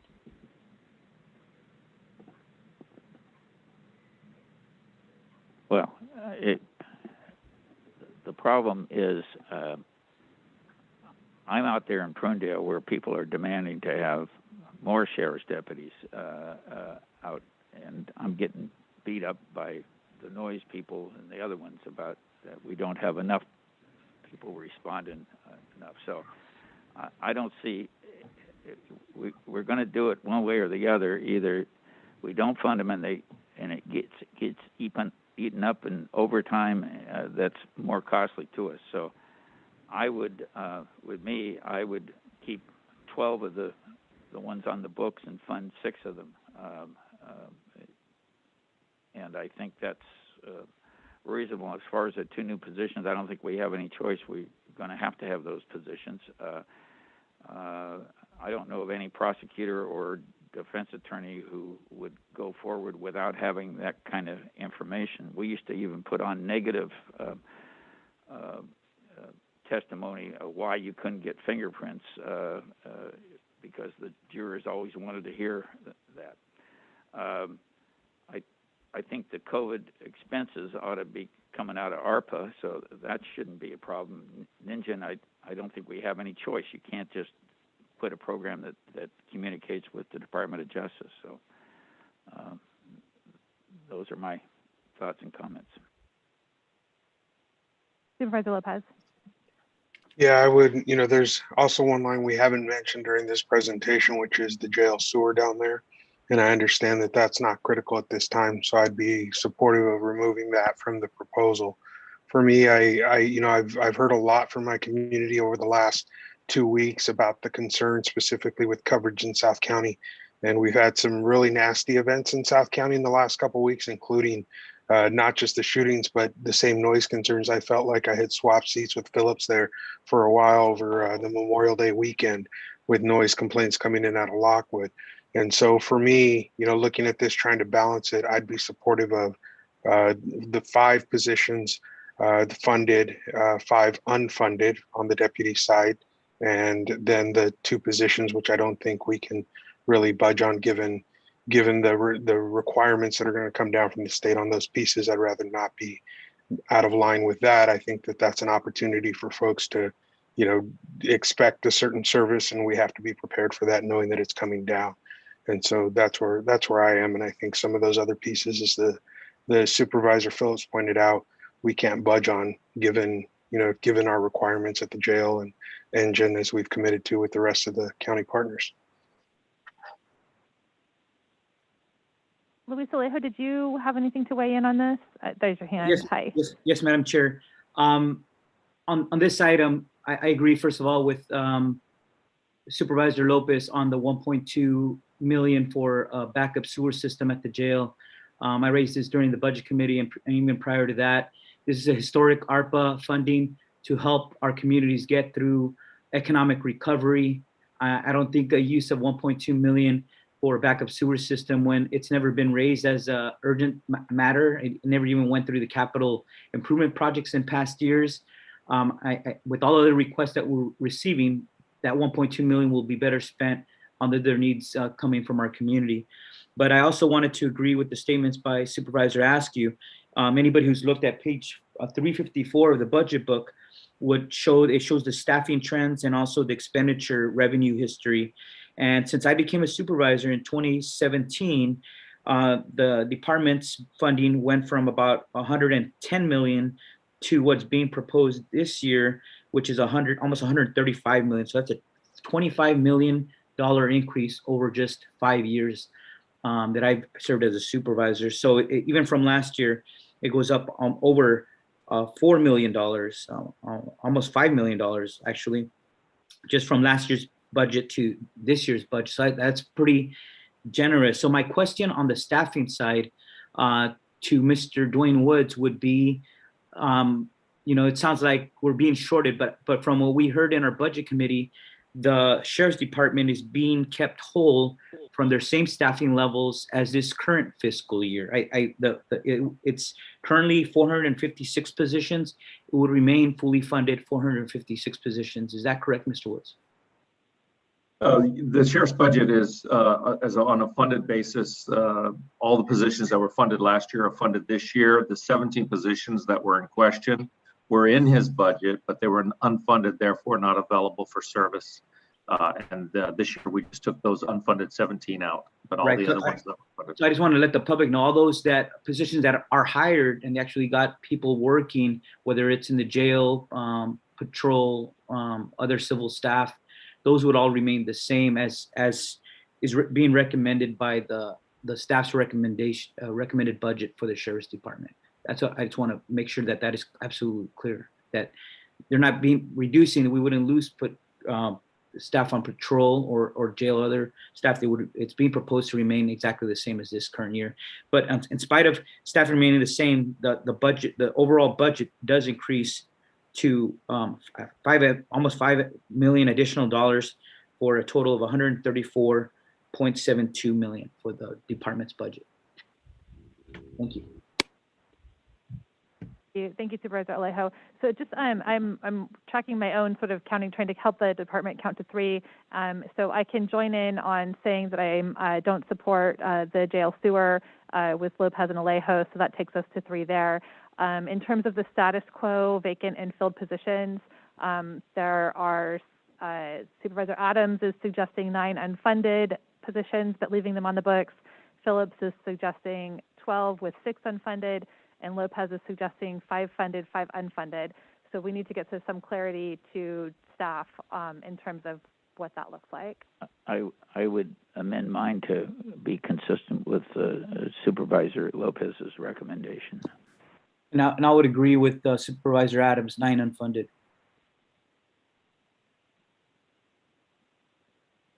I'll stay with 9 unfunded. And I guess I can get behind 9 unfunded. All right, so that takes us to 3 there. Okay, is there any other direction that's outstanding on these questions? What about the other issues? We got Ninja, COVID, the 2 new positions. So there were 2 new positions. We have, we're split in terms of the 2 new positions. The one question I would ask with it sounds like digital forensics, I'm hearing that there are other resources available in the DA and Public Defender's Office to deal with that, so I'm not supportive of that. I would ask in terms of the reassigning former people designated as sex offenders, is that something that requires a new position, or is there staff within the department that could handle that, or is there staff outside of the sheriff's office in a different department that could take on that responsibility? But my inclination would be to ask the sheriff to figure out how to meet that responsibility within the significant increased budget that is being already recommended. I agree with you, Madam Chair. So Mary, I don't have you weighing in on that position anywhere. So the two positions would be one for the new program, for the sex offender program, and the other one, is that the new forensics that would Digital go? forensics. Pardon? Digital forensics. The digital forensics. I think I would be supportive of those two positions. Okay, so then that puts 3 for those 2 positions. Finally, in terms of COVID-19 response, we have 2 votes or 2 voices saying to ask the sheriff to accommodate that within his existing recommended budget. One saying that they'd like to see ARPA funds fund that, and we don't have any way in from Adams or Lopez. Mary or Chris, do you have thoughts on the COVID-19 response fund? Yeah, the COVID response, I don't see how, especially with the scrutiny we have at our jail, we get around that. I think it's necessary. And I don't think it's necessary. What is the total amount that is for that item? They're requesting $2.18 million. No, if we could, cut it in half or something, I would be considering it. But I think that's just it seems extreme at this point with everything else that we're having to deal with. Madam Chair, I also could not support this. We're going to have a long list of all these items that we still have to work through, and this is certainly a big item. On the prior item, though, seeing the will of the board on those 2 positions, I could support the sex offender position program, but because we have already a duplicative program in the DA's office, I don't think that position would be necessary. So I'm sure we're going to revisit this at the end of the list, but certainly when it comes to sex offenders, we take that with due seriousness. And so I would be supportive of one of the 2 positions, but not supportive of this last item that we're talking about. Okay, so we're have 3 on that or no? No, so we do. So we have 3 supporting both of the new positions. The question is for COVID, the request for $2.18 million in COVID response. We're split 2 and 2, with Mary asking to cut the amount in half. So we can leave that maybe to come back at the end and have a follow-up conversation about it. And then in terms of the capital improvement and equipment request, there's 3 in support of that request. And the jail sewer request, there's 3 asking to remove that from the recommended budget. So with that, I think why don't we move along? We can leave the COVID response amount to be discussed as we circle back, but we've got a lot of departments to work our way through here.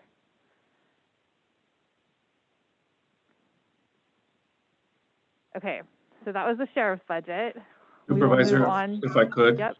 Yep. I just want to confirm, because I didn't hear you exactly, but on the engine and the endemia, I have 3 that are supportive of that. Yep, I've got the same. Okay, beautiful, thank you. And I could be supportive of that, as that is critical infrastructure, so I could be supportive of that, Madam Chair, just for the record. Okay, and that's assuming that we aren't able to get the additional resolution that's coming forward that would potentially backfill some of the edemia costs, in which case I would expect that those funds would flow back to the county budget. Okay, sounds good. Okay, so we're done with 6B, 6C. We're moving on to 6D, which is land use and environment, public works, facilities, and parks. And I'm thrilled to say hello to Randy Ishii and Sean Ellerby, who are here to give a brief presentation. And this would, again, be the chance to weigh in on anything related to public works, facilities, and parks on page 451 of the budget book. Thank you, Chair Askew, Supervisors.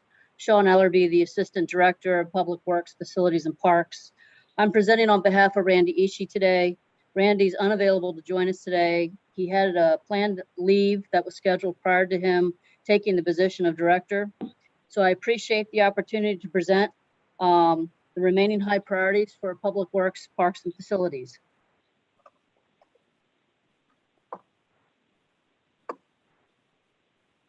Of course, my screen's not going to go.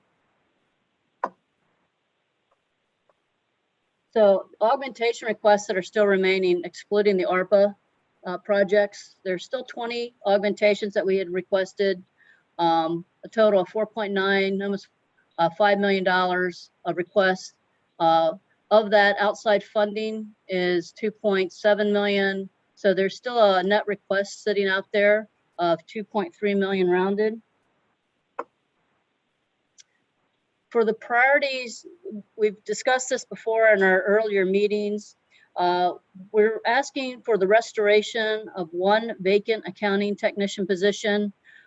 At the early part of this calendar year, our accountant one of our accountant ones received a job promotion over to Monterey County Office of Education, which created a vacancy for that accountant one. And through recruitments, we had an internal promotion from an accounting tech to that accountant one, which created this vacancy. So not having this vacancy, it really creates a hit to the organization. This position helps us in tracking our costs, our expenditures, with the recent disasters that we've had. It's critical that we retain our fiscal staff, at least keep it to the same level that we had prior to this new budget year coming up. And so we're asking for restoration of that position. We also are asking for 3 critical positions that are funded by outside funds. So we're not asking for general fund dollars. The first of these positions is a Finance Manager 3. Public Works, prior to the formation of the RMA, had the Finance Manager 3 position. When I was hired into the county, that's the position I was hired into prior to being promoted to a Deputy Director of Admin Services, and then today as the Assistant Director. As most of you know, I'm pending retirement, and it's really critical that we have this high-level finance manager for this organization. Again, with all the reporting requirements that we have, with all the disasters that have been occurring, it's really critical. This is a must-have position. The second position is a Management Analyst 2. This Management Analyst 2 position is critical for fulfilling some of the Citygate requirements. We had 3 recommendations from Citygate to put together, the ongoing facility condition reports, developing the specifications for our centralized computer management system for managing our facilities, programming, preventive maintenance, identifying when replacements needed to be, also looking at establishing a 2-year program list for Public Works. And so this position is really critical for us to meet those objectives that were laid out in the Citygate report. And so we're adamant that we really need to have this position to identify the system requirements, so next year we can move forward with actually implementing a system. The third position is a Principal Office Assistant. And again, there was 4 recommendations out of Citygate that talked about having a champion for putting together our files, so our files were documented correctly. We had consistency across the entire department, as well as making sure that the information that we were providing to the public was updated and accurate on all of our social and web platforms. And so this position is critical in order for us to meet those needs. And then the third position that we're looking for is, currently we have 3 administrative operations managers. However, we only have 2 approved administrative operations manager positions. Therefore, one of the admin operations managers is sitting on the vacant Chief of Parks position, and that's preventing us from filling the Chief of Parks position. And that too was it was the only priority ranked A in the Citygate report for making sure that we retain that position. And in order for us to fill it, we really need to have that additional administrative ops manager's position. And so those are our top 3 critical augmentations that are still outstanding for your consideration. There is still a gap in the Lake San Antonio operations. We were estimating operating costs, excluding labor and salaries and benefits, of $775,000. We're projecting a revenue offset of $605,000, leaving a gap of about $170,000. And so That gap is still there. If we're not funded for that, we'll make do with what we have. We're very appreciative of what's already included in the recommended budget, but there's still a gap for that operation. Augmentation number 5, the positions that we're asking for the Florida work properties. At this time, with the 2,980 acres that have come over to the county, you know, we haven't dedicated any resources for maintaining that property, you know, patrolling it for enforcement, as well as you know, just having staff out there cleaning up. So we're using our existing staff. We are in the process of talking to BLM with regards to having them provide that type of service and what they would charge. And so those discussions are still ongoing, but we had proposed 6 positions, and so that's still outstanding. The playground maintenance, that was for the Prop 68 SPP grant that we had submitted. We haven't been awarded this grant at this time, so I think until we know for sure we've gotten the grant award, we'll probably defer this one until we know for sure whether or not that grant's going to come through. The augmentation number 7 is the Pajaro Sanitation District Maintenance. So this is a combination of ongoing maintenance required for Pajaro County Sanitation, as well as there was an increase in allocated general liability expense. That's also increased the costs that are going to be charged to this CSD, and therefore we're asking for an augmentation request. And then with the new facilities coming on board with the Sheriff Center, as well as the new juvenile hall grounds and the jail housing addition, we had requested a new groundskeeper to help us maintain the surrounding property for those buildings. Then we have countywide project augmentations, the Floodplain Management Program. So this was the program that prior to the formation of Public Works, Facilities and Parks under the former RMA, Carl Holm had entered into an MOU with the Water Resources Agency to take over the Floodplain Management Program from the Water Resources Agency. However, that program did not come with any funding. And this program's pretty critical, at least for the constituents of our county that live in the floodplain, because this is the program that we do to try to get the flood insurance through the community ratings system, good ratings, so their insurance, flood insurance doesn't increase. And so we're asking for $347,000 for this program. California SB 1383, this is a food composting Senate bill that is scheduled to go into effect January 1st, 2022. The cost that we're asking for here would cover us having a new requirement for having a separate trash receptacle throughout our county facilities to separate food waste from recycled materials from regular trash.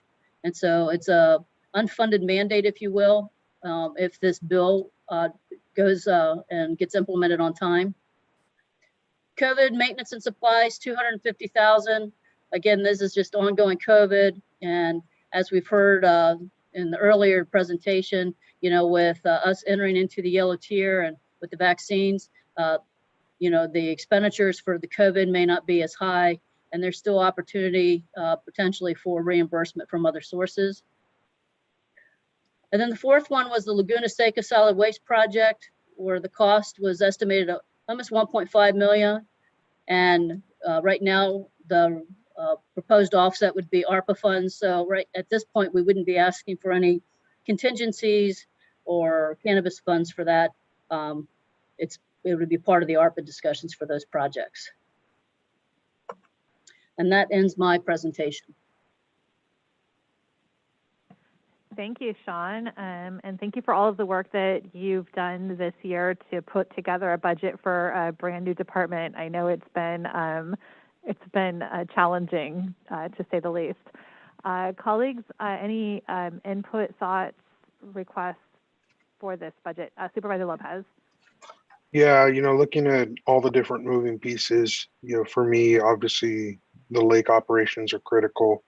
Obviously, that plays into the larger discussion we're going to have about investments and infrastructure at the lakes. But that 169, I'd love to see us really give the lakes a chance. So can't let that opportunity pass without trying.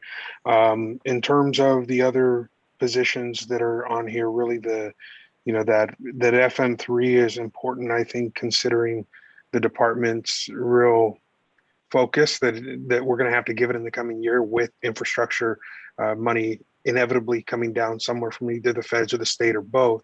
There's going to be a lot of financial tracking to go on, and I think that there's going to be some additional changes, as I hear in staff in this department, and I think developing that expertise and having some overlay between those changes is going to be critical. And so I think funding that FM3 position is something we need to do, whether it's a flat out new position or upping an existing position. I'd be open to either, but I do think that creating the FM3 capacity within this department is critically important. In terms of the other requests, I look forward to hearing from my colleagues about any of those others that may be important. The last one I just wanted to raise on the second set of slides was the floodplain management. I think that we as a county have allowed that to kind of bounce from department to department where it was in Water Resource Agency before. And so my concern is that that has led to some issues that I'm aware of that we've been working on. And I want to make sure that that's a department that's strong, that it's something we're all critically dependent on in terms of insurance rates.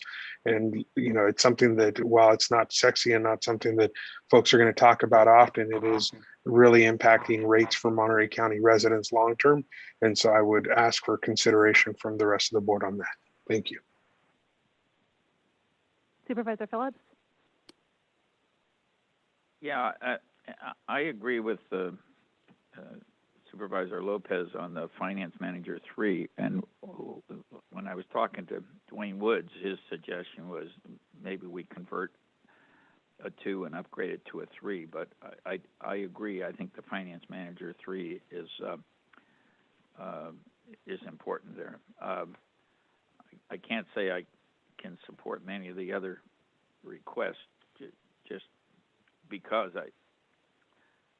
I'm concerned about Lake San Antonio, the operations. We're already putting $775,000 into it, and then we're looking at another $170,000. And with the lakes at the level where they are, I hope we're able to get revenue of 605, but I question it. But maybe split the difference and put 100,000 into that. It's just what it is. I wouldn't support the forward maintenance. Obviously, the Pajaro County Sanitation District maintenance, we're going to have to do that. Some of that, I don't think we have a choice about that. I don't support the facility groundskeeper position. The floodplain management program, we don't have a choice about that. So, I mean, we got to do that. And I guess that's about all my thoughts are. Supervisor Alejo? Yeah, thank you. And just for the public, I wanted to remind our public that the Public Works, Facilities, and Parks Department now was formerly part of the Resource Management Agency that got split up into 2 new departments as part of our reorganization efforts, the other being the Housing and Community Development Department. And that was to help better serve the public. And we had done a study and we reorganized it. And so both of these departments are going through a restructuring and trying to figure out how to better serve the public with the right size of staff, with the budgetary limitations that we have. And on the original slides that were presented at the very beginning, there's the slide on recommended augmentations. There is a list of all the recommended in all the departments, how many would get new FTEs, new positions. And I just wanted to point out that Public Works, Facilities, and Parks did get the highest number of recommended FTEs included in the budget for a total of 9. And I did meet with the public works staff. They obviously have a lot of different responsibilities and needs, and I recognize the hard work they do and that they've done, especially over the last year, including a lot of the wildfires, the pandemic, and prior disasters before that.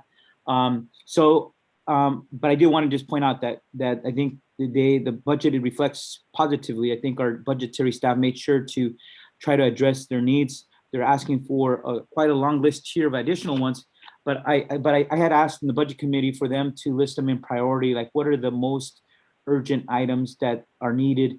And so for me, I could support number one, their top priority, getting that accounting technician back in. And then on number two, these would be funded with outside sources. It wouldn't hit the general fund. I agree on the finance manager as well. I perhaps could agree on the management analyst too. That would be 2 or 3 positions. I think that would be fair. But I'm also looking at the other requests other departments had as well. I'm more open here because it's a reorganized department with a lot of responsibility, but also just want to be cognizant of being fair to our other departments that have made reasonable ask in light of our financial circumstances. So that's where I stand on those, Madam Chair. Thank you. Supervisor Adams, did you want to weigh in? Thank you. Thanks very much. You know, I'm going to echo what you, Chair Askew, said during the budget workshop about this department, saying that since it is a new department, that we're setting their baseline for many years to come. So it's really important that we get this right. And we want to set them up for success. I totally support the accounting technicians and was happy to see that when I think that could be funded from the general fund or else even out of the cannabis revenue, whatever is remaining. Oh, wait, there's only $88.99 in the cannabis assignment account, but fortunately there's other cannabis money. I also support Supervisor Lopez and Supervisor Phillips in the Floodplain Management position. I think that's clear. We need that. With the additional finance-related positions that would be funded through the road fund, I think those are critical, and I'm really happy that we could move forward to support those. So I'm supporting everything that comes out of the road fund. And then regarding the Fort Ord lands and the need to manage them, my understanding is that they would be receiving a tax increment revenue from Fort Ord. So the cost of this program would be covered. And I think that clearly that new revenue should be earmarked for management of the Fort Ord lands. But I also like the idea of continuing to work with the BLM, since that's what they do solely, and see if we could come to some sort of an agreement, perhaps even funding that through the tax increment revenue that would make this work. And then I had just one other question about the Pajaro. I see that in the Pajaro, this Pajaro CSD, that's coming up as a separate item, I understand, on the agenda. It's an unfunded augmentation request for that CSD, so I just want to be sure that we're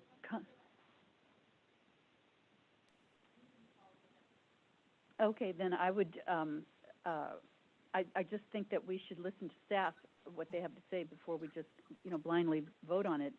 But seeing what we have gone through with the Pajaro area since I've been on the board, we need to do whatever we can to be able to ensure that we as a decision-making body are able to take care of what is needed in that community.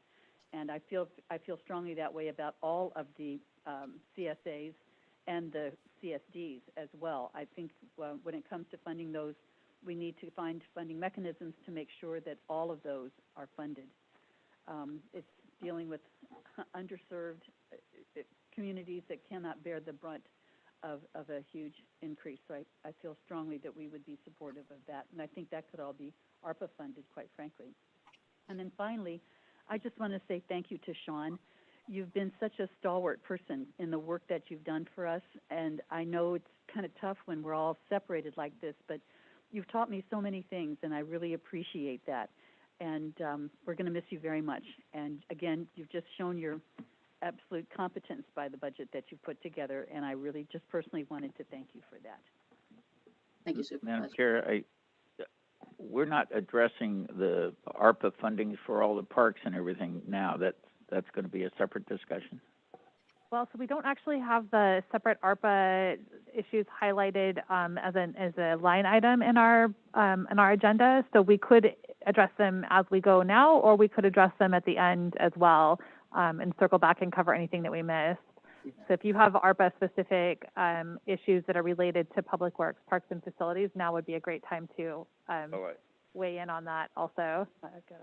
Yeah, let's weigh in on all of it. That's a major discussion, I think.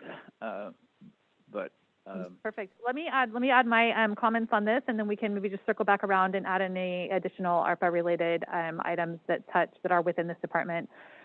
So I just want to thank staff for hearing us all during the budget hearings earlier, the budget workshop earlier this year, and thank you for adding in the free day use to county parks into this budget. I do think that this is an important opportunity to support the mental and physical well-being and recovery of our residents, particularly our children.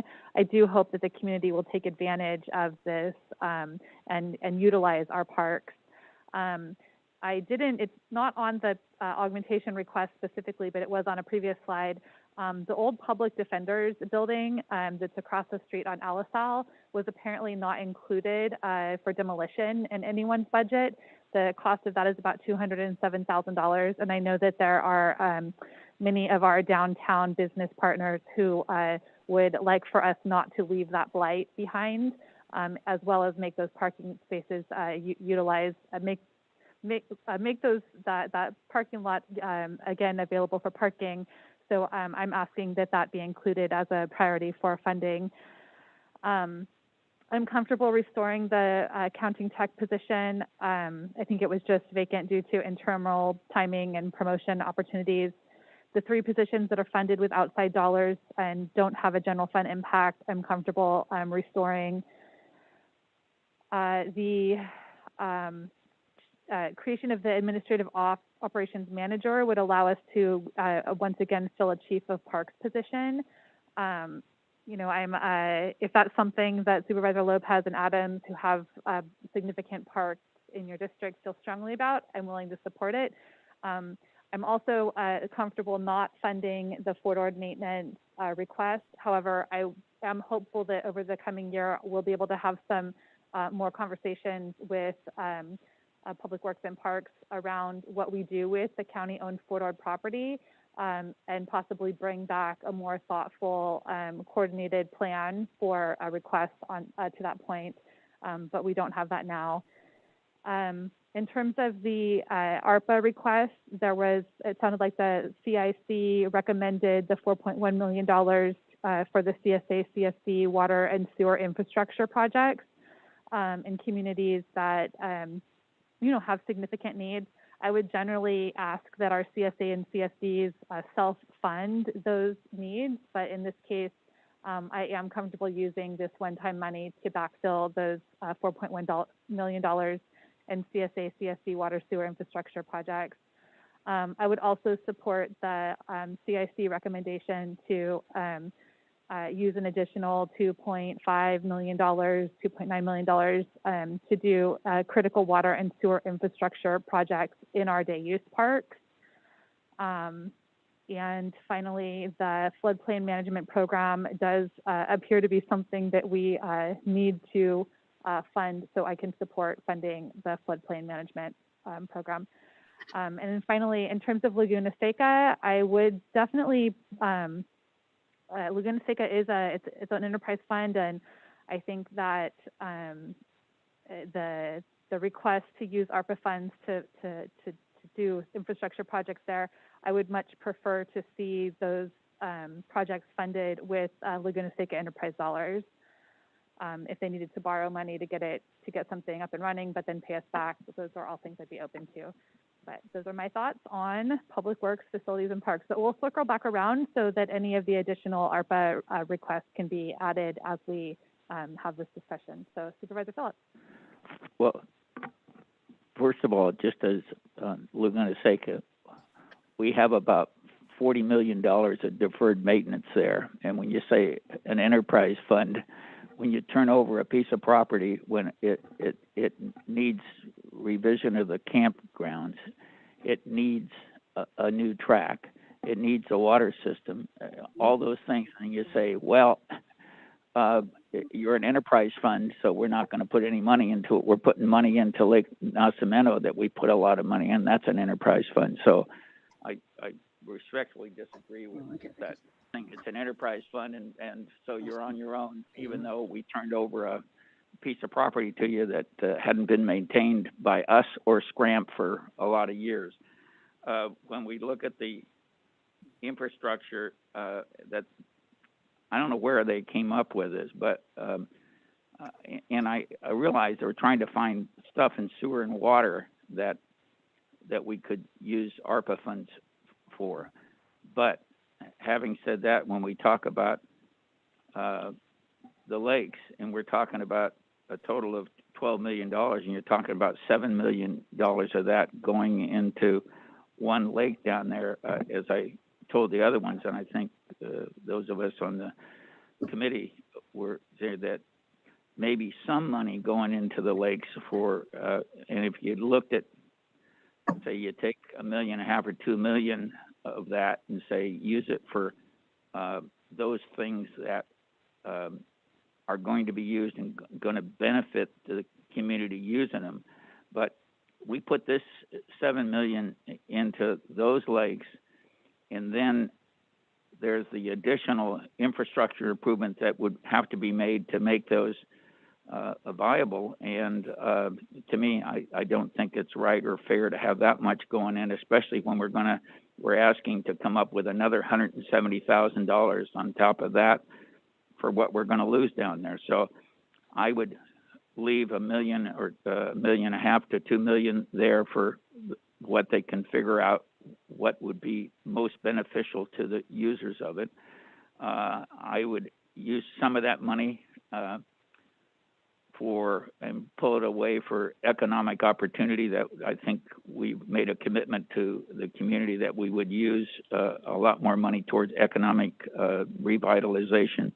I think a lot of that money should be used to fund the CSDs and the CSAs, because I know, just like all the money that we had to develop and put into the Chular sewer systems, the Las Lomas and Pajaro sewer systems are in need a lot of work, a lot of help, and we're still paying off the major liability that we incurred when we had the spill there. But those are my thoughts. Great. We'll circle back around again to pick up whatever we missed from Supervisor Lopez and then Supervisor Alejo. Yeah, thank you, Madam Chair. On the lake funding, look, I see the big number there, and I've heard concern, and a lot of folks telegraphed early that they were going to have concerns with those numbers. But we're really talking about a facility, about the same concerns that Supervisor Phillips raised about Laguna Seca, where we haven't invested in them in 30, 40 years, and now we're saying, well, now it's not viable, let's walk away from it. But again, this isn't just a lake, it's not just a park, it's the center of an economy in South County that we gave up on, that over the decades this board walked away from. And so there's this opportunity where, let's be honest, every time funding sources come down from the state, those parks do not qualify. They are too far away from everything. They don't quite fit the picture of what all the funding models everybody wants throughout the state. So we get ignored, and the infrastructure dollars that are coming down aren't going to be eligible for these parks either. And this is one opportunity. I get the amount is large, and I'm not saying, hey, let's do all of it, but I think looking at those pieces that are critical is necessary now, because again, the water system there has been failing. And what I saw on those lists is really systems that have been ignored for so long, much like Laguna Seca's, but I'm not prepared to say, well, let's walk away from that one and put it into the other one. At the end of the day, this part of the county doesn't see a ton of investment. We talk about, well, it could potentially, and we've been kicking the can on this question of, the parks being open or not. And I'm asking on behalf of my community, who's made this a priority in that region, to invest in their economy. And that's what we're talking about here. It's not, luxury. We're not talking about putting yachts out on the water. We're literally talking about they're allowing to be running water so that we can rent parts of this campground. And so big picture, I'm asking that we focus those dollars on the critical infrastructure within those parks that are listed there with the appropriate code.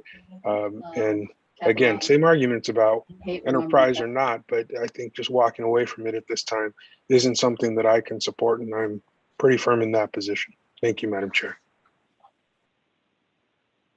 Supervisor Alejo. Thank you, Madam Chair. Going back to the temporary homeless shelter demolition, it's a price tag of $207,000. That is an important part of a promise that we made back when we converted the old public defender's building into a temporary shelter after a lot of heated community meetings. It turned out to be, it worked out well when it was there, but it was always intended to only be there until we could open up what is now called the new Sheriff's Center, which opened last week. And I think this this temporary shelter is transitioning and set to close at the end of this month. But we made a commitment to the downtown businesses and to a lot of stakeholders that as soon as we built a new place, that we were gonna shut this place down and remove it and put it to other good community uses.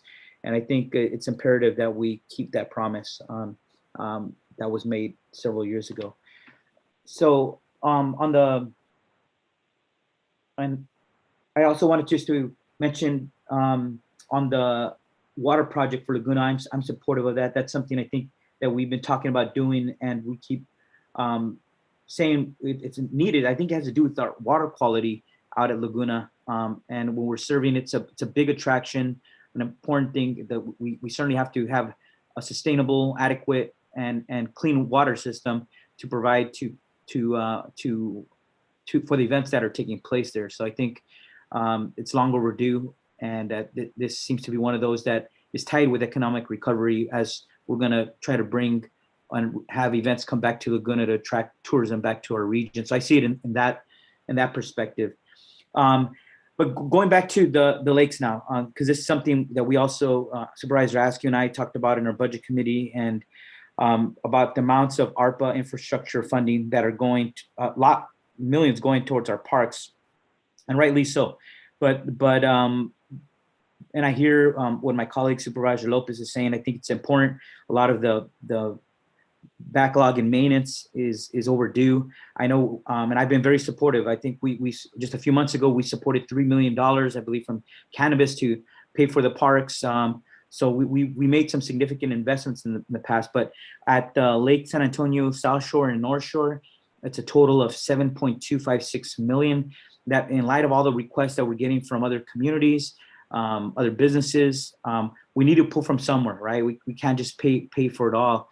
And but I do want to be reasonable, and also the needs of getting some of the work, some of the projects done over there. And so out of the $7.256 million, if we pulled $3 million and set it aside for these other requests that we're getting, we put it in a different bucket, it would still leave $4.256 million for a significant number of those itemized projects to still get done. And maybe some of my colleagues don't think that's enough, but I think $3 million for other community needs and allowing over $4 million to go towards getting a lot of those projects done, I think it's a fair approach in light of the many requests that we're getting. And I know at the end of this, we're going to try to tally everything up and say where we're going to pay for it all. I think I'm trying to just suggest that might be one way to put $3 million on the table for other needs for economic recovery. Thank you. Sean, you've had your hand up for a while. Did you have anything to add? Thank you, Chair. Just a few items. Getting back to the critical positions, the FM3,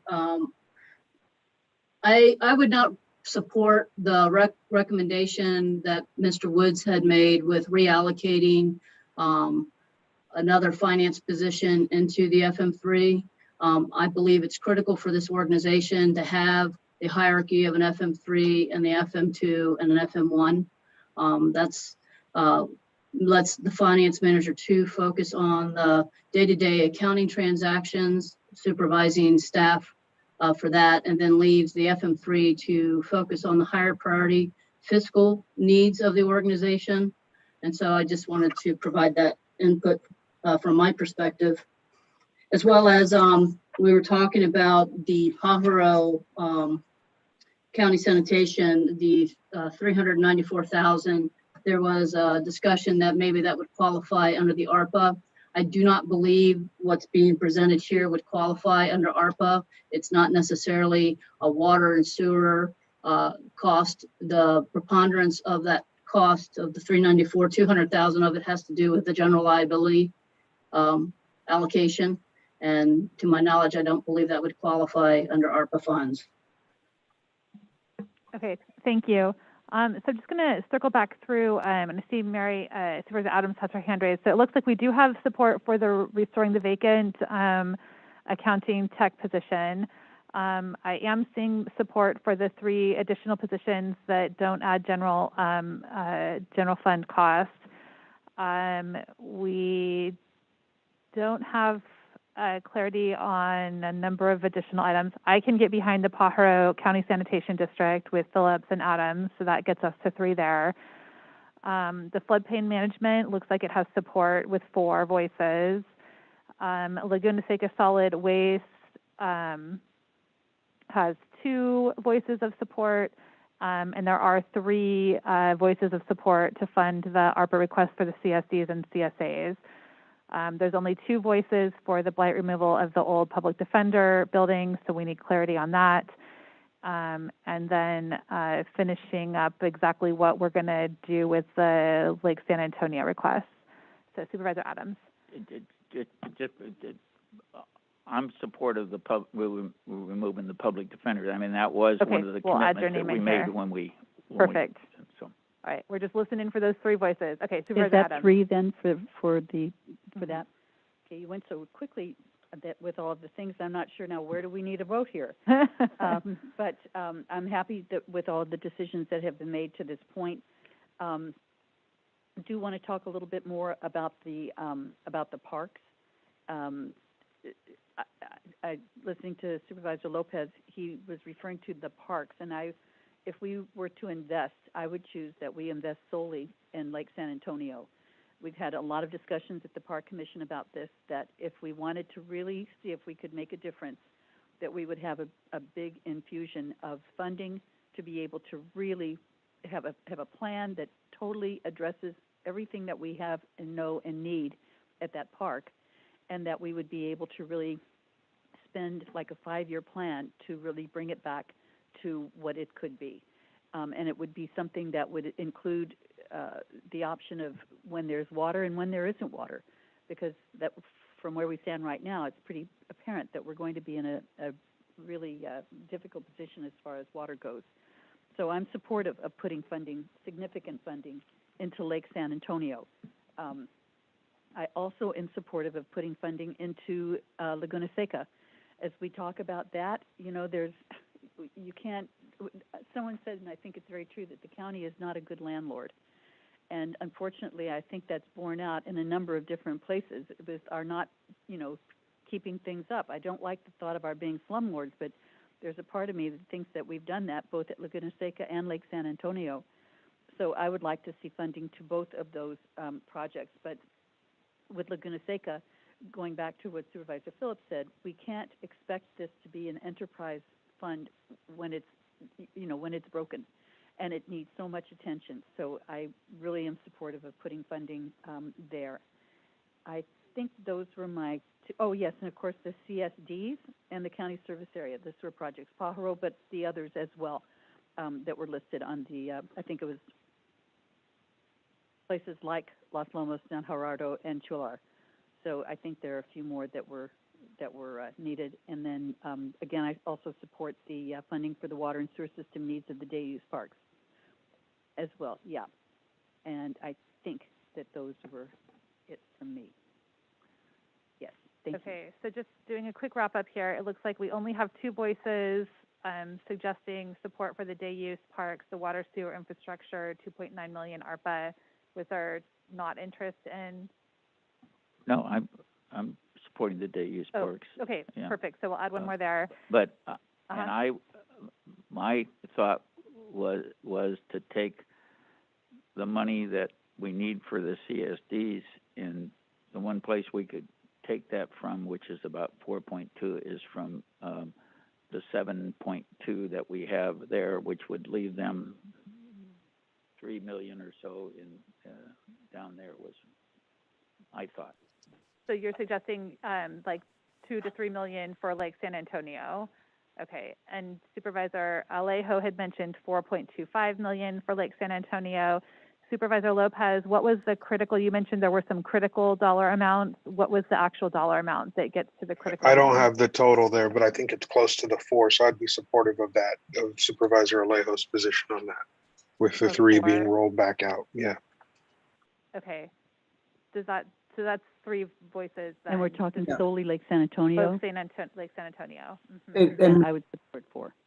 Okay, And- yep, and was that Alejo? Yeah, Madam Chair, I was going to just say that there's that slide that I don't know if Mr. Woods or Mr. Vega could put up, but we had the total ARPA infrastructure projects for parks, and it also included the jail lift sewer system on that list, was a total of $12,458.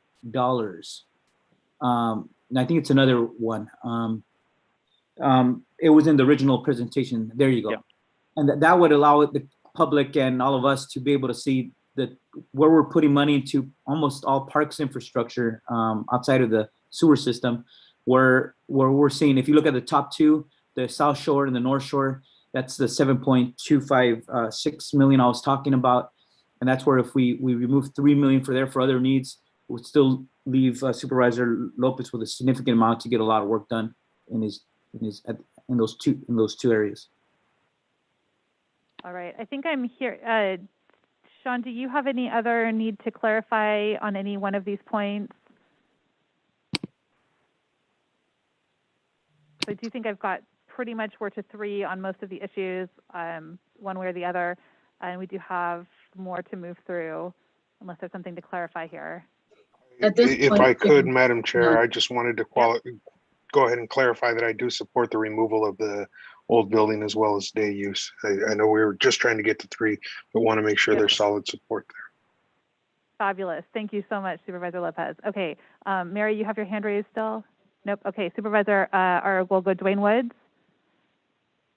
Yeah, just to clarify on the dollars, because what I think I'm hearing is basically a removal of 3 million between the projects in Lake San Antonio, either South Shore or North Shore, to allow the department and the district to determine best use. So if we take 3 million from there, and we've already removed 1.2 million from the jail lift sewer station, that frees up 4.2, and that happens to equal the amount that I think I'm hearing to place into the CSDs and CSAs. So that would create a balanced equation there for those specific actions. Well, Mr. Woods, I think we should wait towards the end, because we're still gonna have to figure out how to pay for everything else, and we're gonna have a list of desires and another list of possible pots to pay for it. So okay. Yep, exactly. Okay, well, at least we're clear on what everyone has said so far. Okay, so we're gonna move out of our public works facilities and parks, move on to our next department, which is,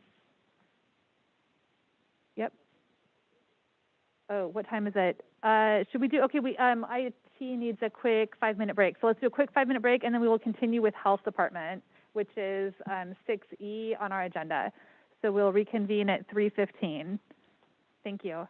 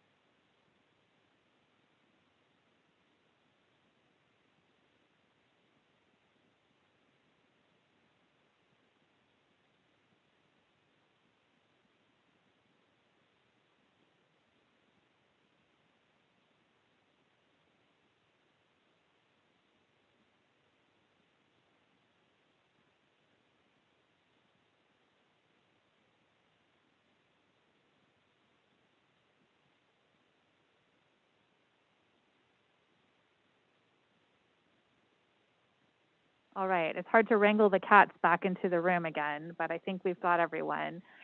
Okay, we are going to continue on. I would like to welcome Elsa Jimenez, who is our Director of Health. This is for page 487 in our budget book.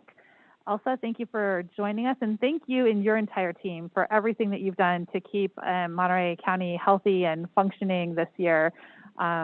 We're looking forward to hearing all about your budget needs for next year. Great.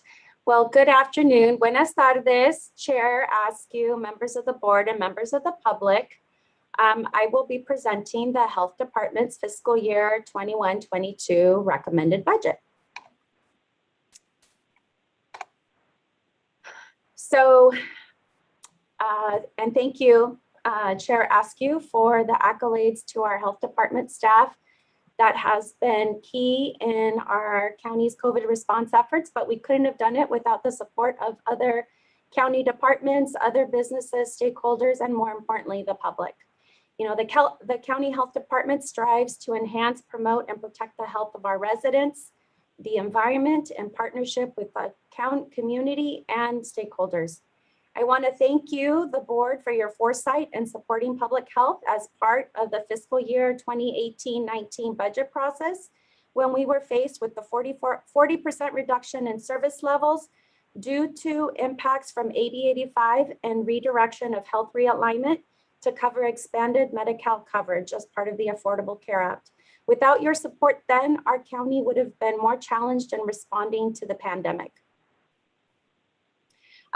This is just a highlight of what I'm going to cover today, a summary of our recommended budget, including augmentations that are included in the recommended, our pending augmentation requests, and other emergent funding issues that arose after submittal of our baseline budget request. And then I'm going to give you a high-level summary of direct COVID-19 funding that the Health Department has received.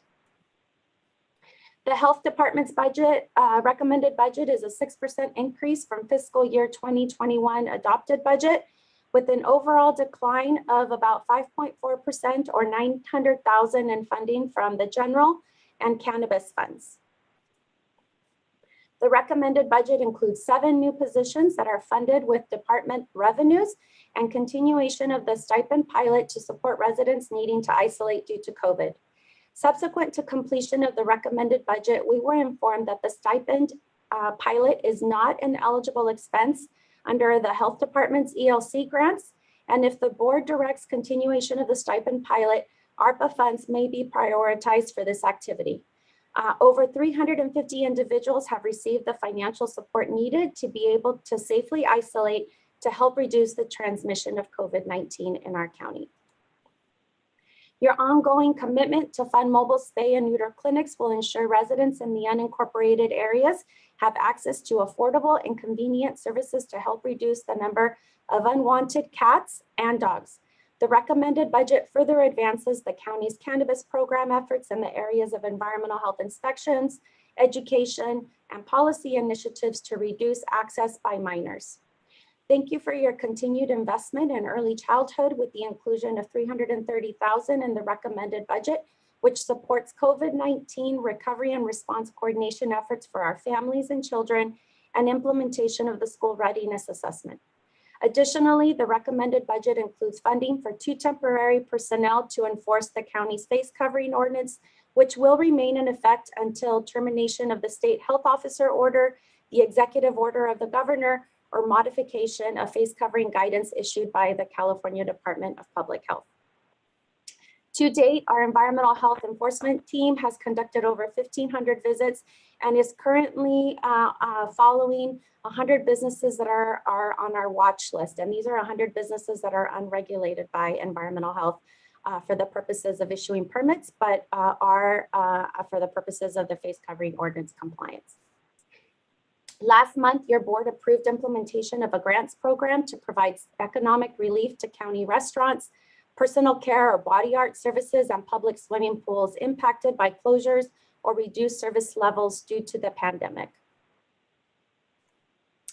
Fiscal staff assigned to the Environmental Health Bureau also support the Animal Services Division. And due to the increased volume of work, we really do need another accounting technician to be able to support both of these units' fiscal needs. So we have a pending request for one accounting technician at a value of about $102,000. The Public Guardian Division serves the county's most at-risk and vulnerable adult population. In the last year, the office experienced an increase in the number of referrals of individuals needing conservatorship or guardianship services to ensure that their physical, medical, and financial well-being. The number of cases increased by almost 14%, and each of our deputies currently carries a very high caseload of about 103 clients. Recently, the Public Guardian Office switched banking services back to the county treasury to meet our clients' banking needs, which has resulted in an increase in the number of transactions required to effectively manage our clients' funds. The added cases and need for continuous reconciliation and maintenance of forensic records requires the addition of fiscal staff to meet our fiduciary needs. So we have a pending request of 1.5 FTEs, one full-time accounting technician and a half-time deputy public guardian to better meet the needs of our clients served through our public guardian division. So our pending total request is about $235,000.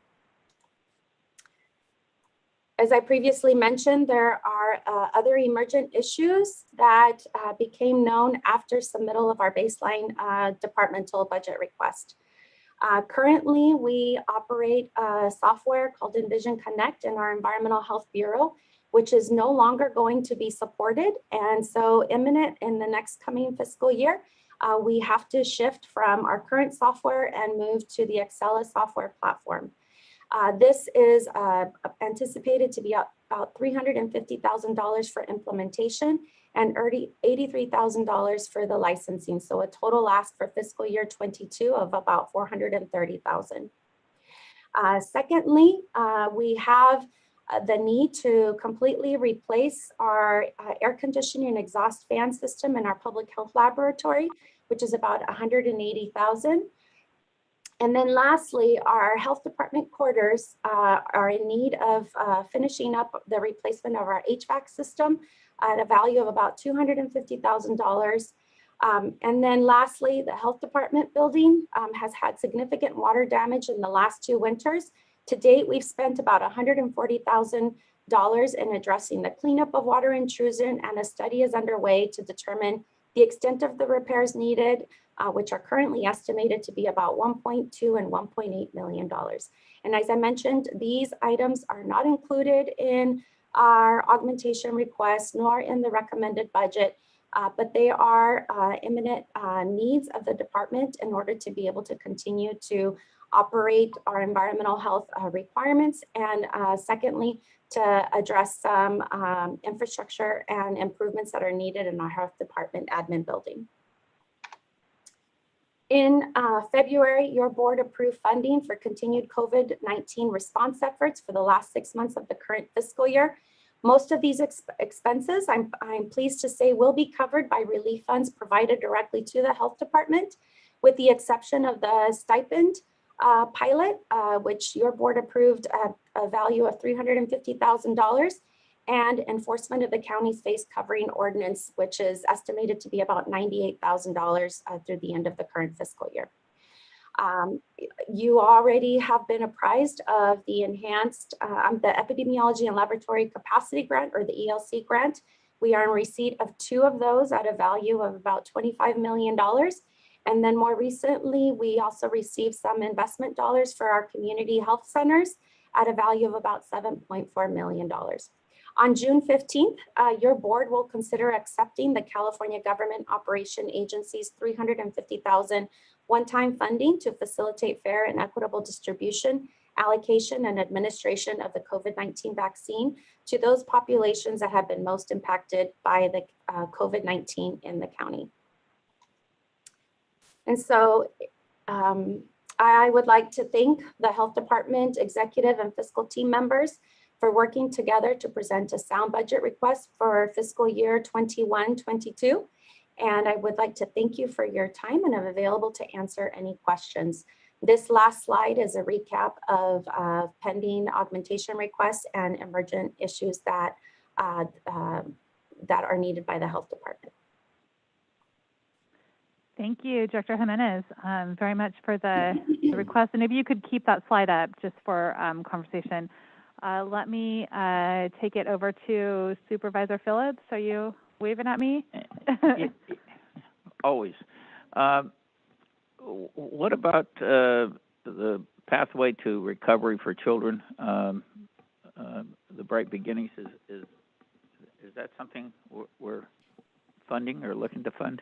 Yes, so your board did approve let me go back to that slide, $330,000 to help support kindergarten readiness assessment, as well as $200,000 for coordination efforts for our families and children as they shift from recovery to response due to COVID. Okay, good. On the environmental health, the fiscal support, is that mainly for animal control? I know animal control has kind of grown a little apart from environmental health, and we were looking about getting them completely out from under environmental health. But would this be have a lot to do with support for animal control? Yes, most definitely. So even though Animal Services now reports directly to myself, in terms of financial support, the Environmental Health Bureau fiscal staff continue to meet the Animal Services fiscal needs. And so this inclusion of an accounting technician would help to both support the needs of Animal Services as well as environmental health. And on the infrastructure, the public health laboratory and the health headquarters, the HVAC and water and treatment, has that been run through our project, the Capital Improvement Committee? So these projects are part of our CIP for the health department, but they are not funded under the next year's CIP plan. And so I wanted to apprise the board of these investments that are going to be needed to ensure that our HVAC system is properly functioning at the health department. And more importantly, that hopefully we're able to address the water intrusion problems that we've had over the last 2 winters to be able to ensure we don't create a bigger financial circumstance for us with respect to additional repairs needed for our department. So we will continue to work with through the CIP process and hopefully help prioritize these projects if that is the direction of the board. Thank you. Supervisor Lopez. Yeah, I guess the first question I have is about the Acela software, the 433K there. I know that that's primarily the tracking system used within our other departments on projects. And so I'm just curious in terms of the phase out of the proprietary software, as was mentioned in the presentation.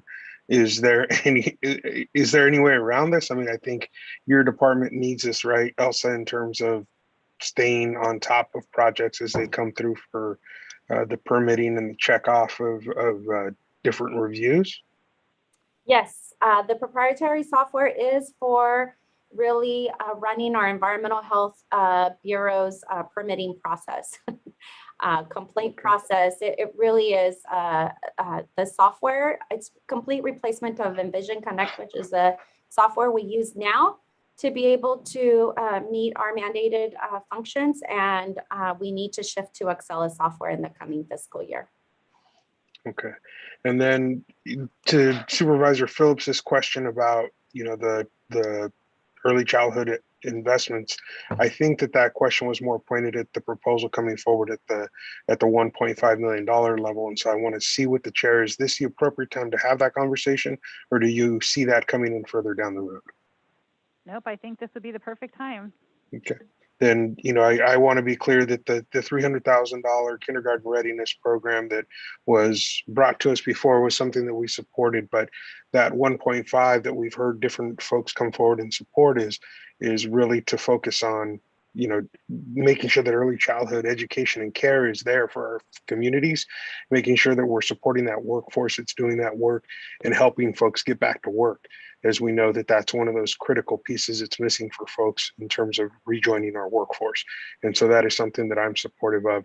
And I just want to, throw a vote behind that request. And then on the list, I have a question about some of the facilities pieces here. Do those not qualify, Elsa, for other funding? I'm specifically looking at HVAC in a lab. Seems like it would be eligible under some of the other federal funding that's come down in terms of making sure the lab is a workable space, or does that not qualify? So we did include the replacement of the HVAC in our public health laboratory in our last ELC grant, but we have not received approval for our budget and scope of work as presented. So we're if we're hopeful that it does get approved, and then we would be able to cover that. If it's not an eligible expense, then we will need to come back through the county process to be able to prioritize and identify a funding source for that HVAC system, as well as the HVAC system for the rest of the health department administration building. Okay, so I would really be supportive of that 180 for Donna Ferguson and friends down in the lab. I know that they need it. They did some really critical work for us, and making sure that this remains a good place to do work as there is high competition for people that do the work that they're doing in those labs, I think is critical for us as a county. And lastly, also, I did have a question on the funding for the mask enforcement. I know that you took a little extra time and threw in some extra sentences about how long that could potentially be ongoing, but I am concerned about setting aside so much money given the fact that June 15th is around the corner, and from everything I've read, it seems like most of that is not really going to be relevant. So I'm wondering if you could elaborate on that. I mean, that's $220,000 is the HVAC system plus some for the health department. Yes, definitely. Thank you for the question. So our budget was submitted before the January 15th, date that the governor announced that most businesses would be able to return to pre-pandemic normal operations, whatever the new normal means. But we do understand from the California Department of Public Health that face coverings will still the face covering guidance will still continue post the June 15th. We just don't know exactly the extent of the requirements for face coverings. And so if I may, at a minimum, I would like the board to support some funding to be able to continue the face covering ordinance, whether that be for the first quarter or for the first 6 months of next fiscal year. Which then, if there is no longer a need to have a local ordinance, then we could repurpose, we meaning the budget office could repurpose whatever the board approves for this line item. I am concerned that if we don't continue to enforce at a certain level, even if it's at a nominal level, that people may move more quickly to not wearing a face covering, and that we may see a resurgence of COVID in our community, which is something that we want to make sure we try to avoid. Okay, thank you, Elsa. Thank you for that clarification. And then in terms of that 1.5 ask on early childhood investment, I just wanted to be clear that I'm envisioning that being broad, making sure that it's accessible to those in our community who need it, and is, limited with as few limiting factors as possible, is something that I'm supportive of. So just wanted to throw that out there, and I'll turn the floor back to you, Madam Chair. So, Madam Chair, if I may, I would like to thank Supervisor Lopez for clarifying. I'm a little bit under the weather today, so I wasn't quite listening to Supervisor Phillips with his inquiry. So I just want to reiterate that your board has already supported a continued one-time investments for Bright Beginning efforts, as was presented in our baseline budget. And then subsequent to that, there's been a community collaborative ask of about 1.5 million to really help support what the community has been saying over the last several weeks in terms of the need to bolster the workforce in the early care space, the need to provide stipends for the workforce and to ensure that we have workers to be able to then take care of our children so that our parents can go back to work, and also making sure that there are subsidies provided for our families so that they can actually send their child to childcare. So thank you, Supervisor Lopez, for providing that clarification and for weighing in on your support for that $1.5 million ask from the community. Thank you, Elsa. Wonderful, thank you, and thank you for the clarification. We'll go to, I see Supervisor Supervisor Alejo first, and then Supervisor Adams next. Yeah, I want to start just with recognizing what we've heard from our community about the need to invest in childcare as part of our economic recovery, and with that, our family recovery, getting back to work and addressing a need and the challenges that are out there, as we hear that there are less childcare providers willing to do the work, and we all know they're a critical part of parents being able to get back to work and knowing their kids are safe. So I want to be supportive of that, but I also want to make sure that as Supervisor Lopez pointed out, that it should have a broad reach to try to help as many parents as possible. So I'm supportive of that. But also, first question though, I thought a part of the $84 million in ARPA funding that the health department was separately getting another $6 million in ARPA funding, but it was directly to health departments. And I don't see that number reflected in the early chart of your presentation for this year's recommended all funds.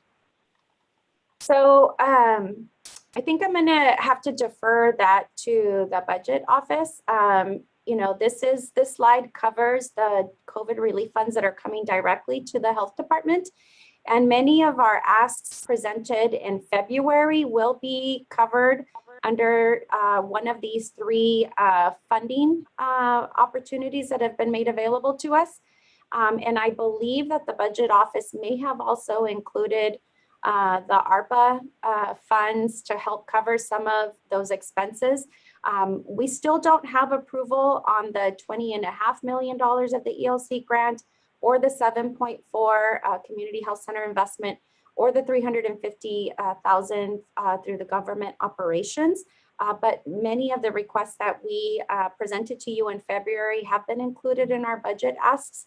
And so we're optimistic that they'll be covered. And so there'll be less of a need for ARPA funds to be used to cover health department COVID response activities, with the exception, as I mentioned, of the stipend pilot, which your board approved at a level of about 350,000, and then of course the face covering or expenses that we anticipate at a value of about 100,000 through the end of this month.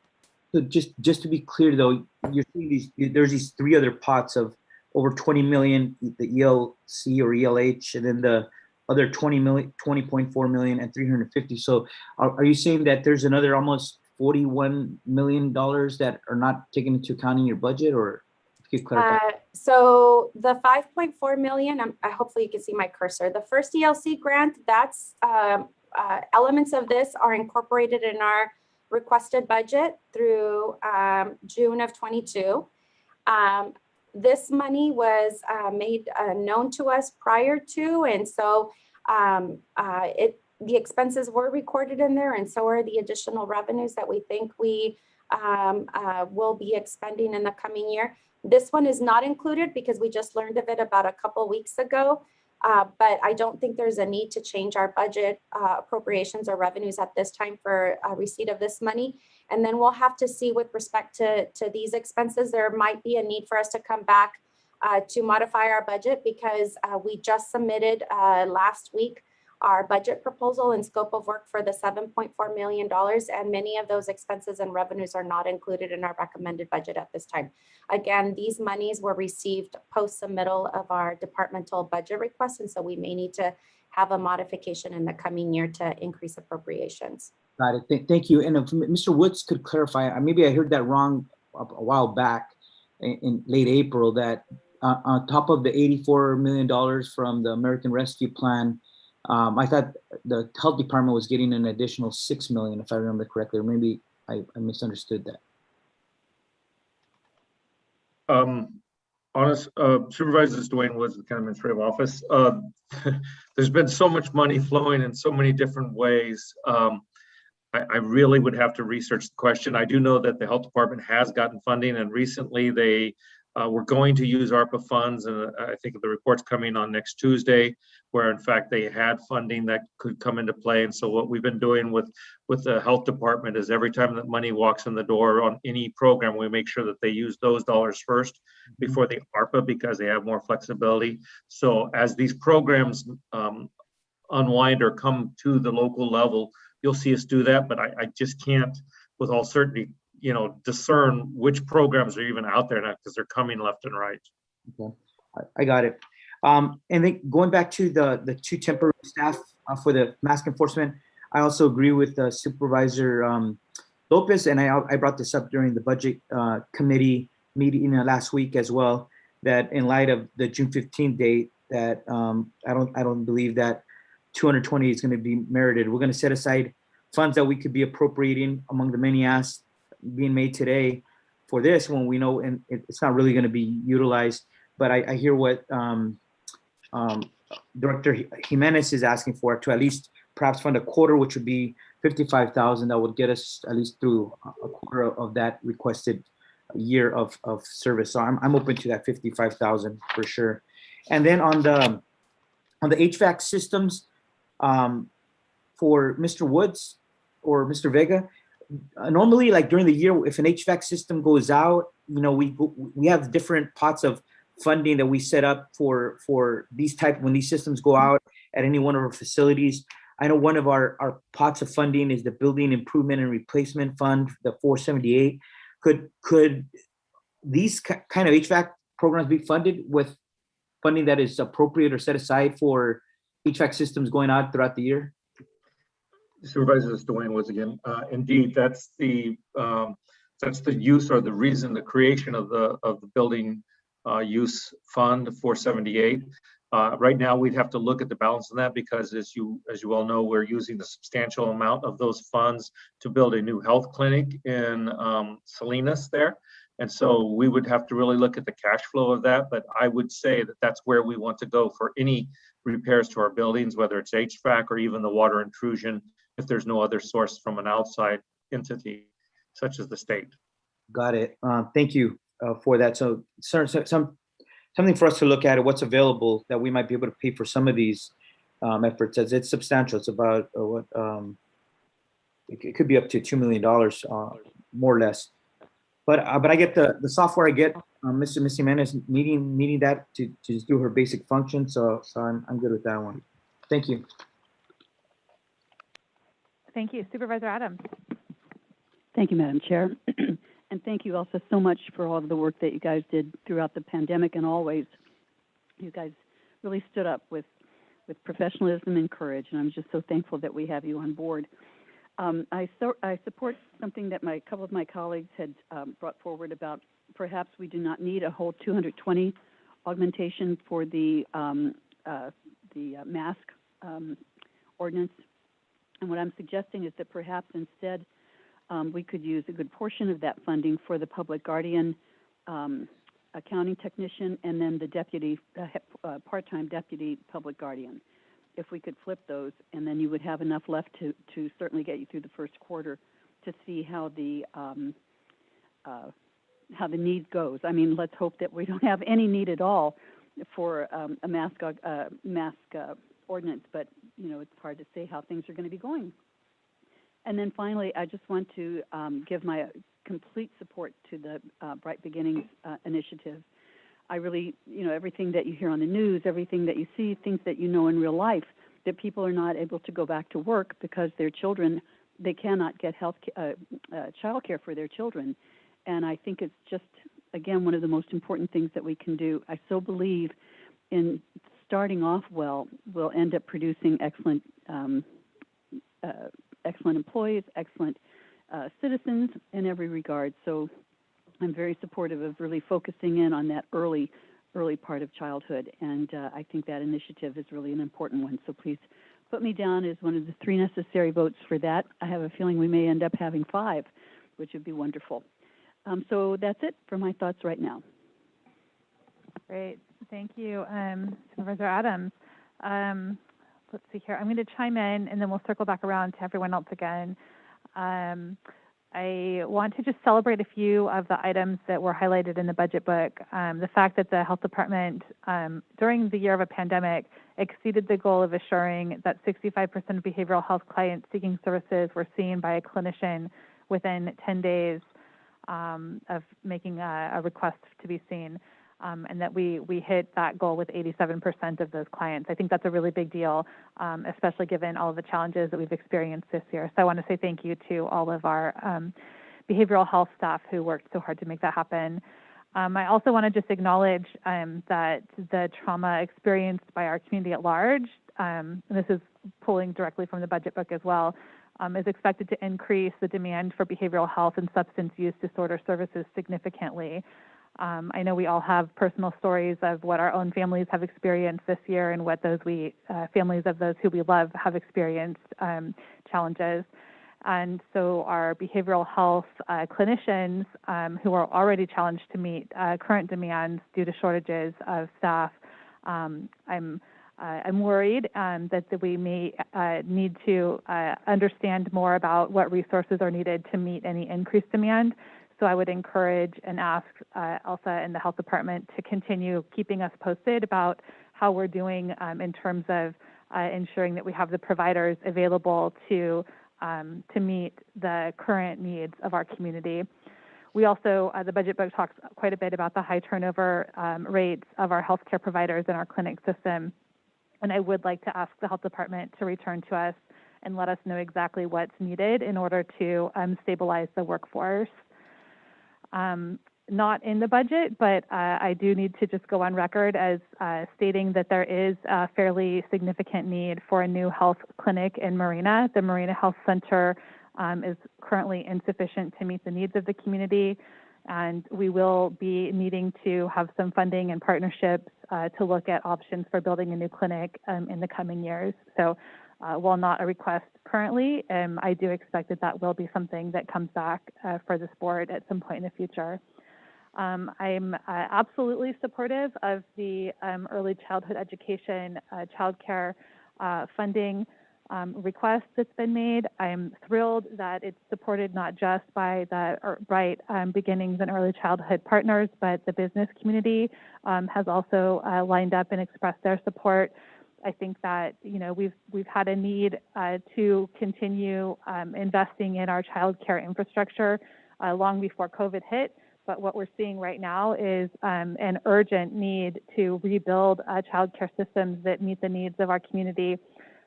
Without high quality childcare, we don't have a workforce that's able to continue serving our local industries. I can support the request to reduce the mask enforcement. I think Director Jimenez's request to keep that on for a quarter or partial year is something that I can get behind. I think Supervisor Alejo had suggested 1 quarter of funding for that. I can support that. I also want to ask the health department, who partners currently, our clinics partner with Natividad to provide services for Esperanza Care. And one of the ways that we can talk about increasing the number of clients in Esperanza Care is to decrease the per member per month fee that Natividad contracts with the health clinic. So I would like to ask that the health department renegotiate that per member per month fee with Natividad as one strategy to increase the number of participants. I think it's currently at $28 per member per month. We've had some assessments done, and many of the other programs that are similar charge something closer to $15 per member per month. So maybe there's somewhere in the middle where we can compromise to ensure that more people in our community have access to primary care. The other positions that I'm hearing, I think the public health lab needs are significant, so I can support funding for those public health laboratory needs in the HVAC systems.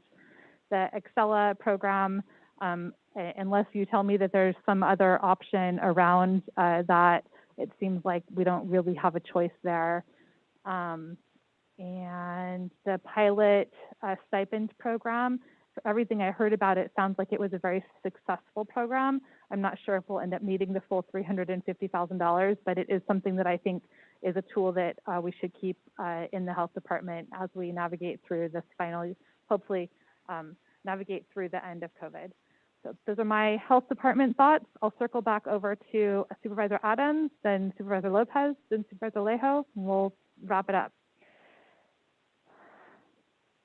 Thank you. I realized that I did not weigh in on the HVAC and the water intrusion repair, and I just want to say that I'm supportive of those, and especially supportive of the HVAC in the laboratory.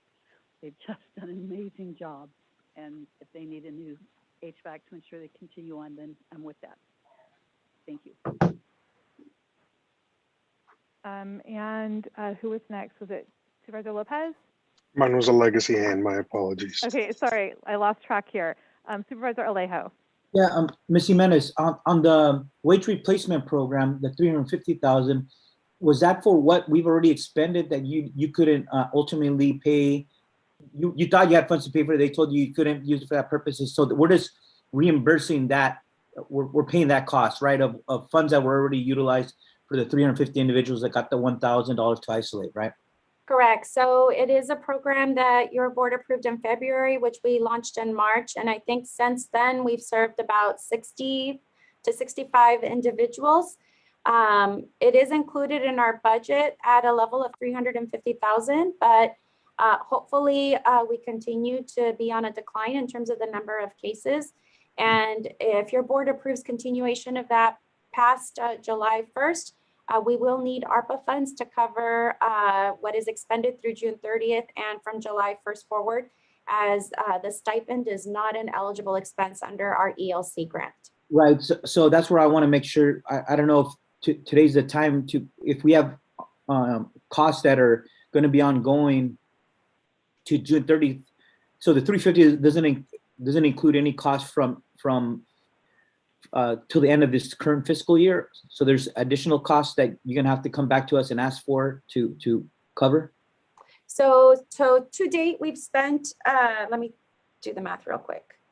So to date, we've spent about $72,000 that will need to be covered through a different source, not the ELC grant.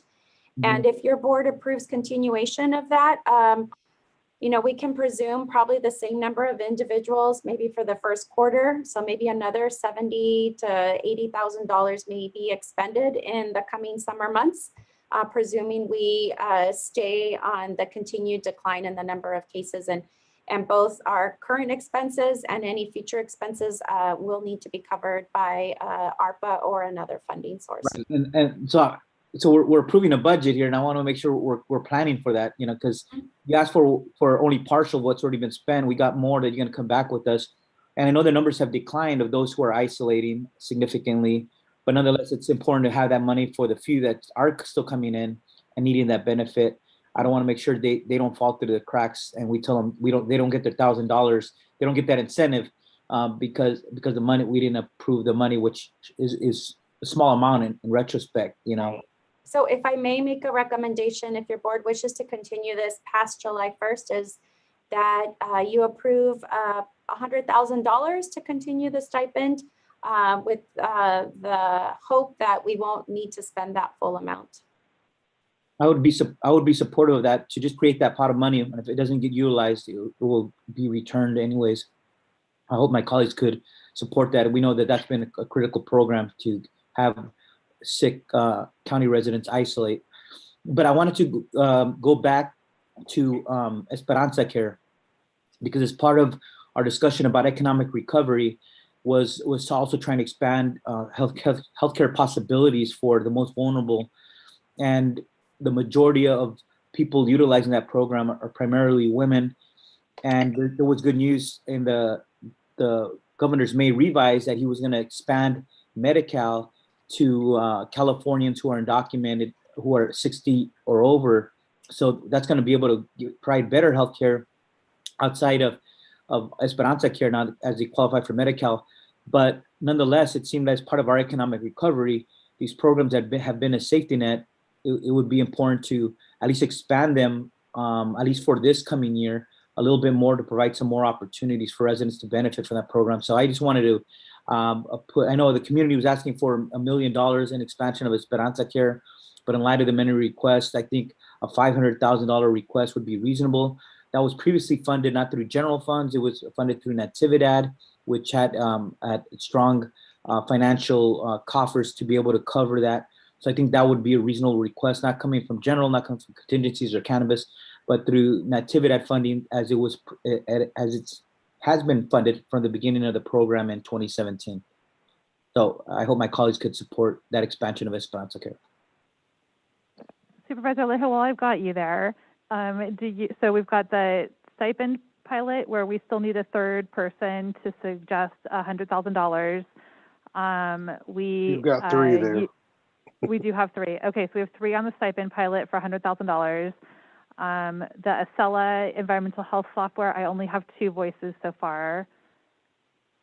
Good with that. Is that okay? We've got a third there. The public health lab and the water intrusion issues, we have 3 there. The ECE ARPA request for $1.5 million, we have at least 4 there. For mask enforcement, there's 2 voices suggesting $55,000 for 1 quarter of funding for that. 3. Okay, we have 3 there. And then to piggyback off of your Esperanza Care, I'm absolutely supportive, and I've got it on my list for Natividad to ask for some additional funding. But I think that between the requesting an additional $500,000 from Natividad, which would allow a significant number of additional people, one other way that we could add more members without adding necessarily more money to the program would be to renegotiate those fees that the health department charges to Natividad for members per member per month. So Supervisor Alejo, is that something that you would be open to, sort of a 2-part request? To look, at least have that conversation to look at how we can restructure those fees to allow more people to participate? If we could hear from Dr. Jimenez on what does that look like and what would be the outcome of renegotiating fees? Because if we do reduce fees, obviously the money has to come from somewhere. So. Yep. Yep. Well, yes, thank you. And thank you, Supervisor Alejo, for saying what I was going to say. So we did a preliminary analysis on what it is costing us to see. We have about 8,500 patient visits per year for our Esperanza Care members. It takes about 2 teams to be able to support that level of visits, which costs us about $1.2 million. And we are currently receiving $1.1 million from Natividad to be able to provide the outpatient services. So we are barely breaking even, and we really don't have the flexibility or other revenue resources to cover shortfalls if we were to reduce the per member per month from the current $28 that's been approved for this program without a different funding source to cover our well, that answers that then. And it is a conversation we've been having as well with the health department to try to look at different models. So, okay, so maybe, I don't know if there's a third voice of support for that request from Natividad now, or I'll give you 3 with the source. With the source from Natividad? Correct. Okay, perfect. All right, so we'll just reconfirm that when we get to Natividad. Is there anything I'm missing? Elsa, did you get enough direction? Are there any outstanding items that you need clarification on?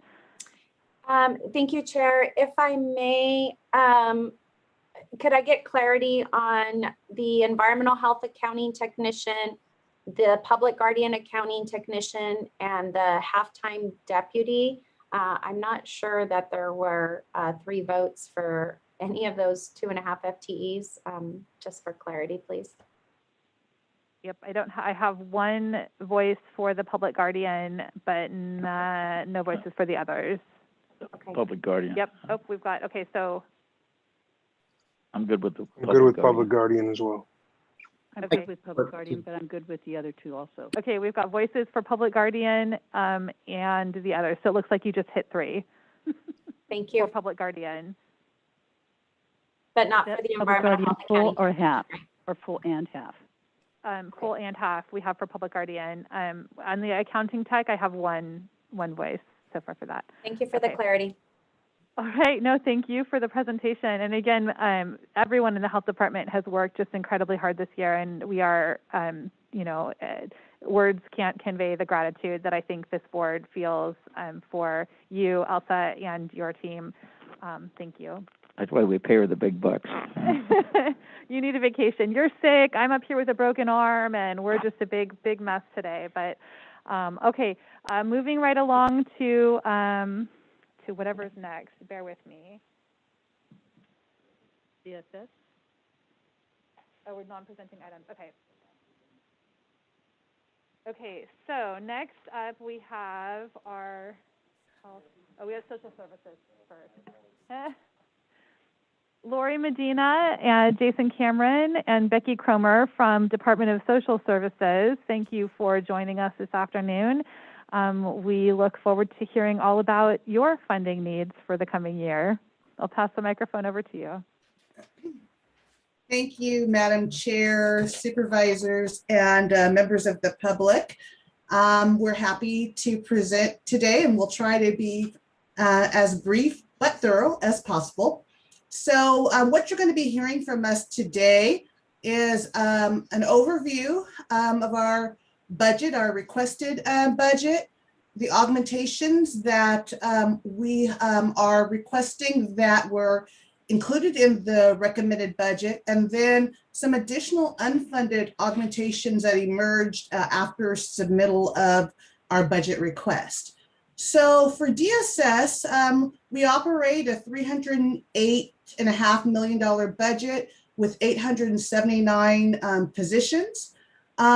You'll see just a breakdown of how that is apportioned from our different programs across our aging and adult services, community benefits, CalWorks employment services, family and children's services, our community programs, and our entitlement programs, which is more of our cash aid programs.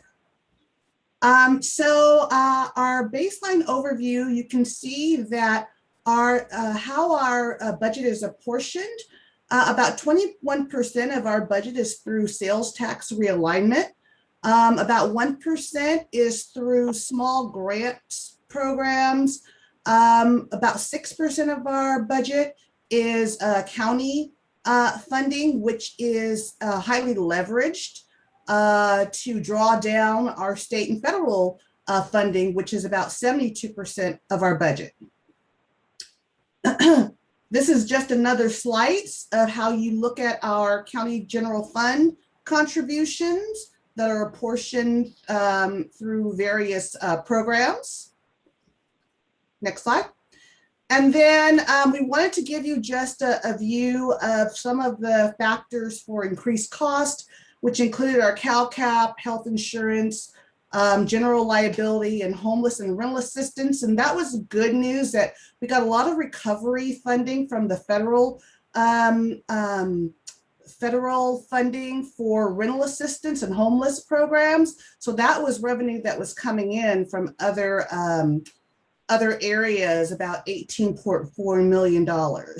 And we also wanted to just mention that our baseline budget includes $2.2 million of one-time funding for homeless programs.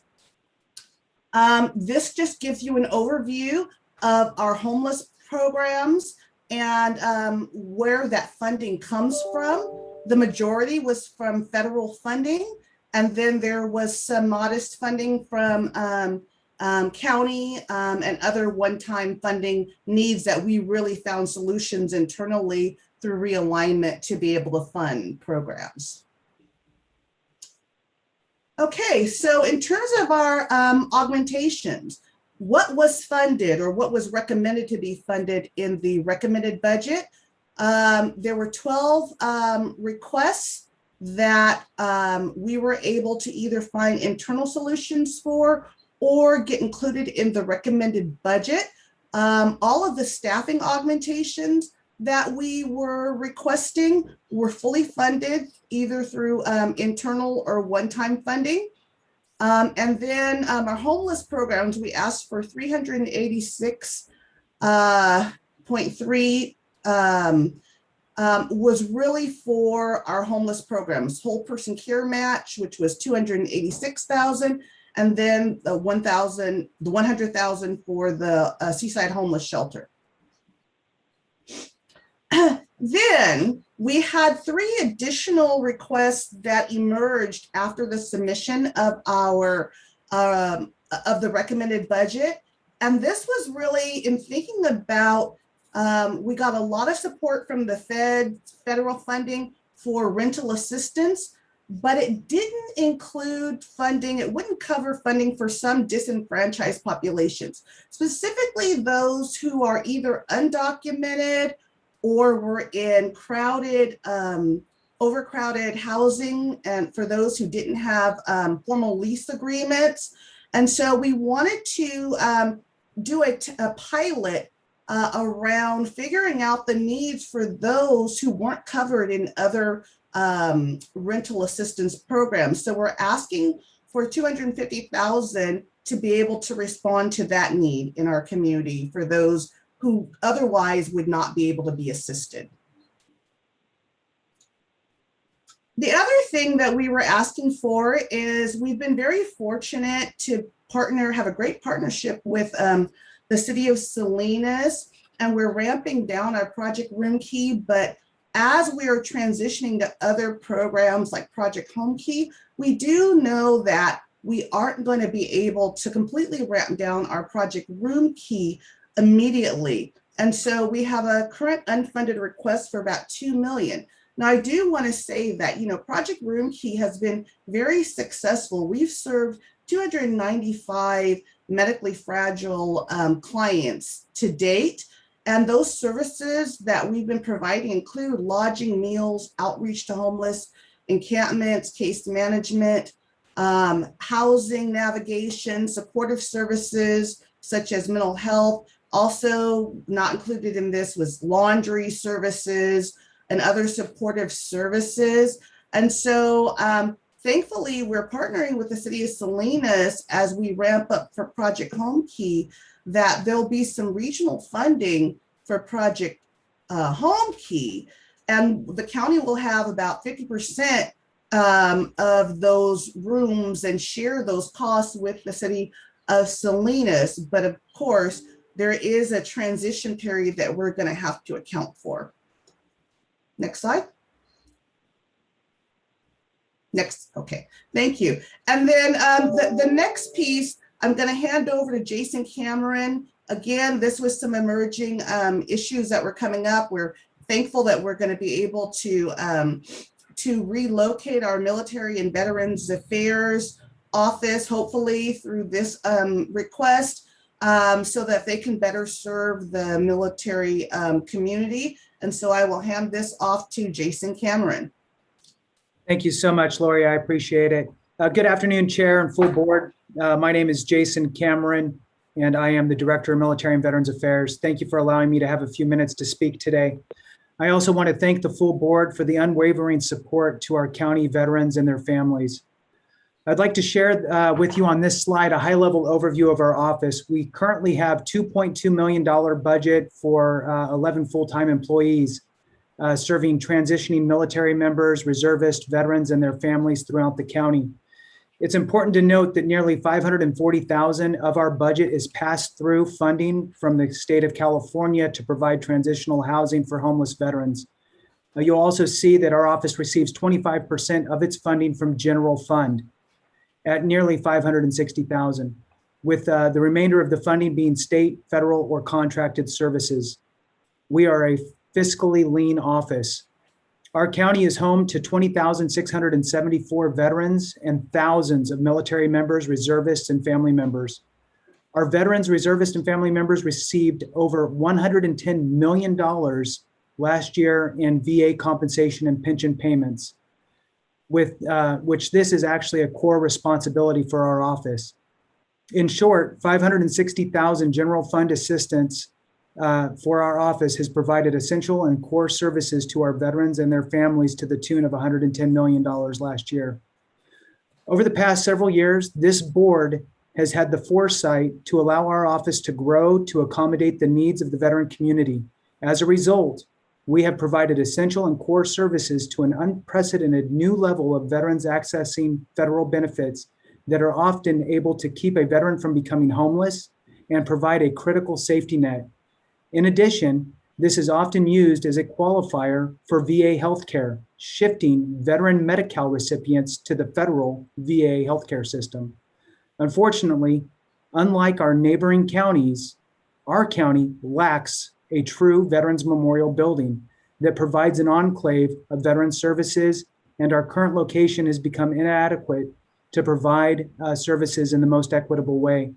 In coordination with the Military and Veterans Affairs Advisory Commission, two of the members in which you heard from today in public comment, the United Veterans Council, and the veteran community, we have identified a tremendous opportunity to create a veteran services building, a building to memorialize our county's commitment and gratitude to its veterans and surviving family members. And it's fitting that this ask is on the heels of Memorial Day. Next slide, please. The Military and Veterans Affairs Office is requesting to move to the county building located at 2620 First Avenue in Marina. This will require a one-time investment of $691,758. This number includes $105,000 contingency and $162,000 for security measures that would include cameras and badging. So the construction cost is more near $425,000. By investing this one-time funding in the development of a veteran service building, our accessibility, marketing, and services rendered will progressively increase as we build back better. To realize this tremendous opportunity, we request a general fund augmentation of $73,341 per year investment as an ongoing budget augmentation.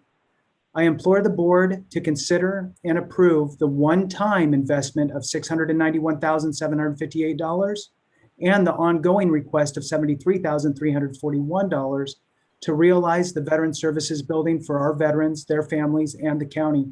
Together with this one-time and permanent funding, we can create a proactive and equitable approach to providing our essential core services to those that we serve. Thank you so much, and I'll go ahead and go back to Lori. Thank you.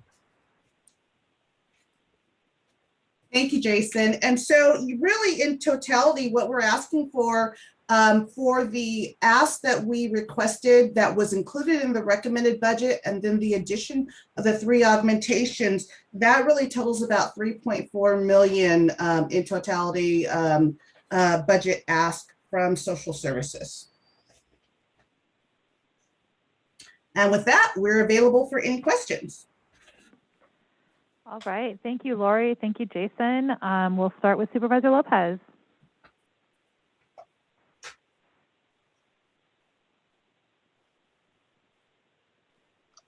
I'm going to let Supervisor Alejo go first on this. Okay, perfect. We'll start with Supervisor Alejo. I did want to weigh in and thank you, first of all, on the Military and Veterans Affairs. I want to thank Jason Cameron for his leadership. Since he came on board, he's only worked really hard, hired more excellent staff, and have really done a great job in really trying to amplify the services they provide for veterans. Not to mention the great work he did in trying to get vaccine into our county when we had almost none, just to take care of those vulnerable veterans and their families. So that was a great win and great victory for us, Jason. So we appreciate that. And I know they rarely come ask us for anything, and we've given in the past. It's been very reasonable, very small amounts compared to these many very high-priced items that we have received. So I wanted to be supportive in the funding augmentation for their move to the new location in Marina. I think that's going to be more centrally located, easier for more veterans to reach, whether they're coming from the Salinas Valley to Marina. Otherwise, they'd have to go all the way to Monterey. Just a little easier to access critical services. So I'm definitely very supportive of that. On the rental assistance, I know not all of our county residents qualified. There was a record number made available for residents who are behind on their owed rent during the pandemic. But there is a recognition that there are some that don't qualify for that program. And I would be supportive of the 250 that is being asked for to be able to provide that safety net for those residents as they're trying to catch up on their payments. But for Lori, on staffing, I know there was a list of staffing needs. What were the top priorities that were not funded? Actually, all of our staffing requests are fully funded. We were able to do that through one-time and realignment funding. So we have a total of 5 positions for staffing that we would be adding, 3 in the aging and adults area and 2 in our finance area. And, you know, we haven't really been sufficiently staffed in our finance area. So that was really critical. We were able to look internally and actually are deleting 2 positions to be able to add a finance manager 3 and a managed analyst 2 position. So we weren't asking for any funding from general fund for those positions. I think it was the finance analyst 3 that came to us in April. Finance manager 3. 3, right? And I think that's what was supportive, and that's why I got included in this budget. Okay. Yes, sir. I just wanted to get that clear. And then on the project room key, where do we stand today? Because certainly the people that are there, I know we're moving in the right direction here, but I know this is a big ask for the unfunded $2 million request, but where do we stand? How many people are participants, and what's a realistic number going forward as numbers are likely to decline utilizing the program? Can you just elaborate on it says you're still serving 295 medically fragile to date. Is that still the same? Well, that's the total amount that we have served. I have to. I assume it's much smaller now. I think the last I heard Yes. it was 130, I believe. You know, Yeah, it is. And we are hoping that number is going to continue to decline as we ramp up with Project Home Key, because there's a commitment to transitioning people who will qualify for Project Home Key through the new motel that's been acquired through the city of Salinas. And then the other piece is that we're making a concerted effort to make sure that we get everybody into coordinated entry so that we can transition them to more permanent supportive housing. So we do anticipate that number is going to decrease. One of our challenges is that for our providers to continue to provide services, it's very hard when we just are funding them for a quarter. So we would at least need 6 months of funding to make sure that we have that safety net as we transition to more permanent housing.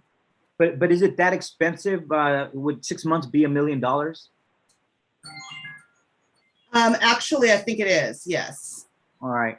Well, I know there's a lot of asks here, but I hate to see those who we're currently serving just fall off at the end of this month because we didn't continue this project. So I hope if we could just put this as one of those unknowns at this point in time, and maybe we could get back to it at the end of the list about how much we might be able to afford to continue this program at least a few more months after this current fiscal year. Thank you.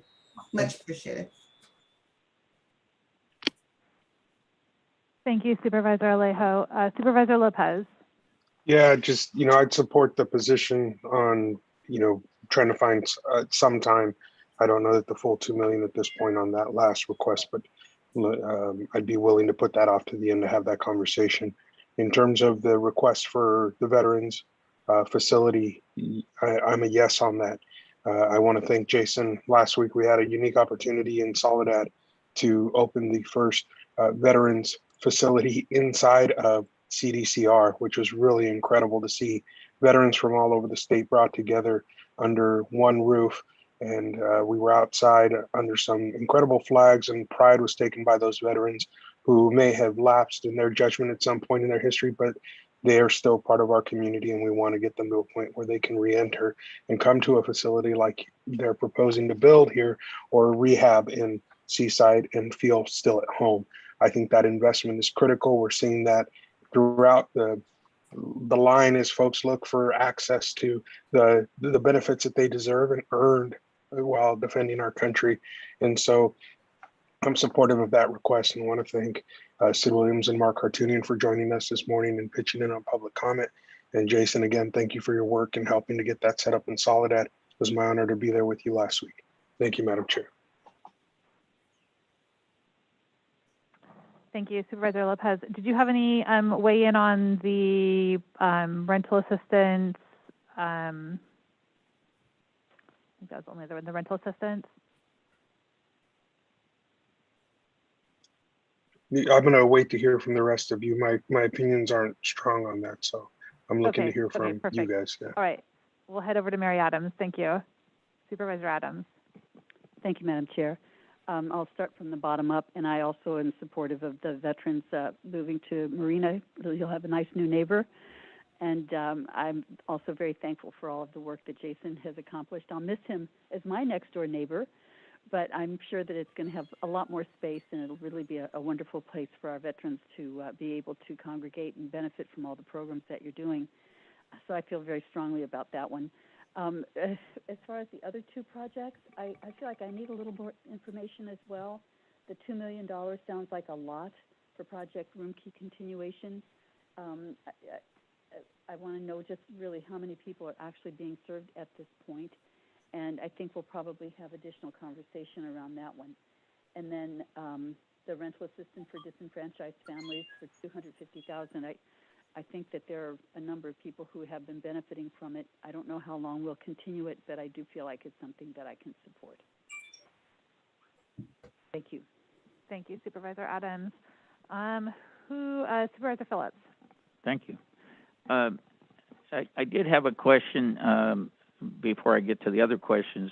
We were trying to find out in your budget whether we had funding again for the Prunedale Senior Center and the Castroville Senior Program.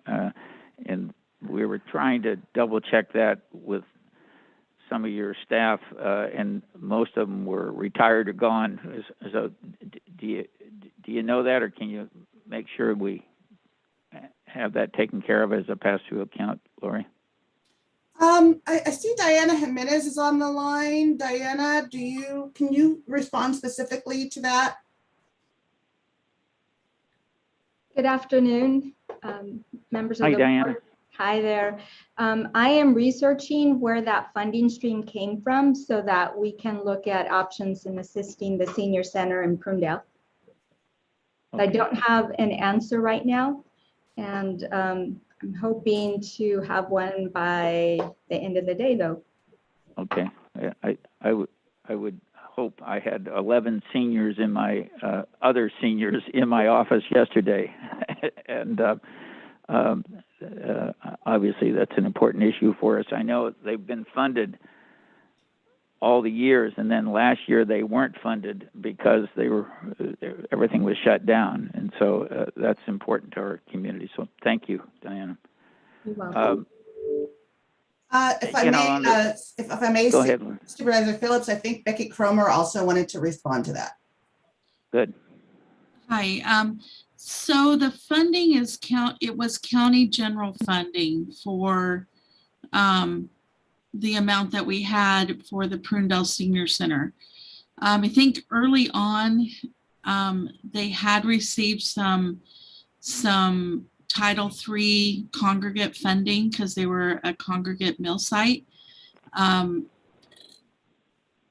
That changed and we morphed into county general fund because it was more for the activities they were doing. It was more appropriate for that than the funding that we were giving. And then it, as the years went by, increasing, and that's where we ended. I think we gave them notice at, I think the CAO a few years back, as we went through tighter times, they were cut or something. So, and you're right, last year was the first year that they didn't receive any funding. Well, I guess my question is, what do I have to do to make sure they get funded? Do I have to ask for an augmentation request here for $25,000? I'll defer to the CAO budget office, but I would say Yes. I'll second Can't that, believe it. Supervisor Phillips. Pardon? I'll give you Yeah, a I can't second on believe- that. I remember that conversation last year. I'll be supportive Yeah. of. Okay. You know, actually, we funded that from cannabis, the cannabis assignment account.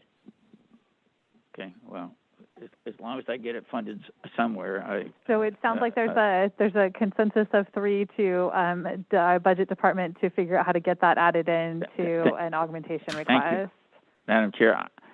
I got to.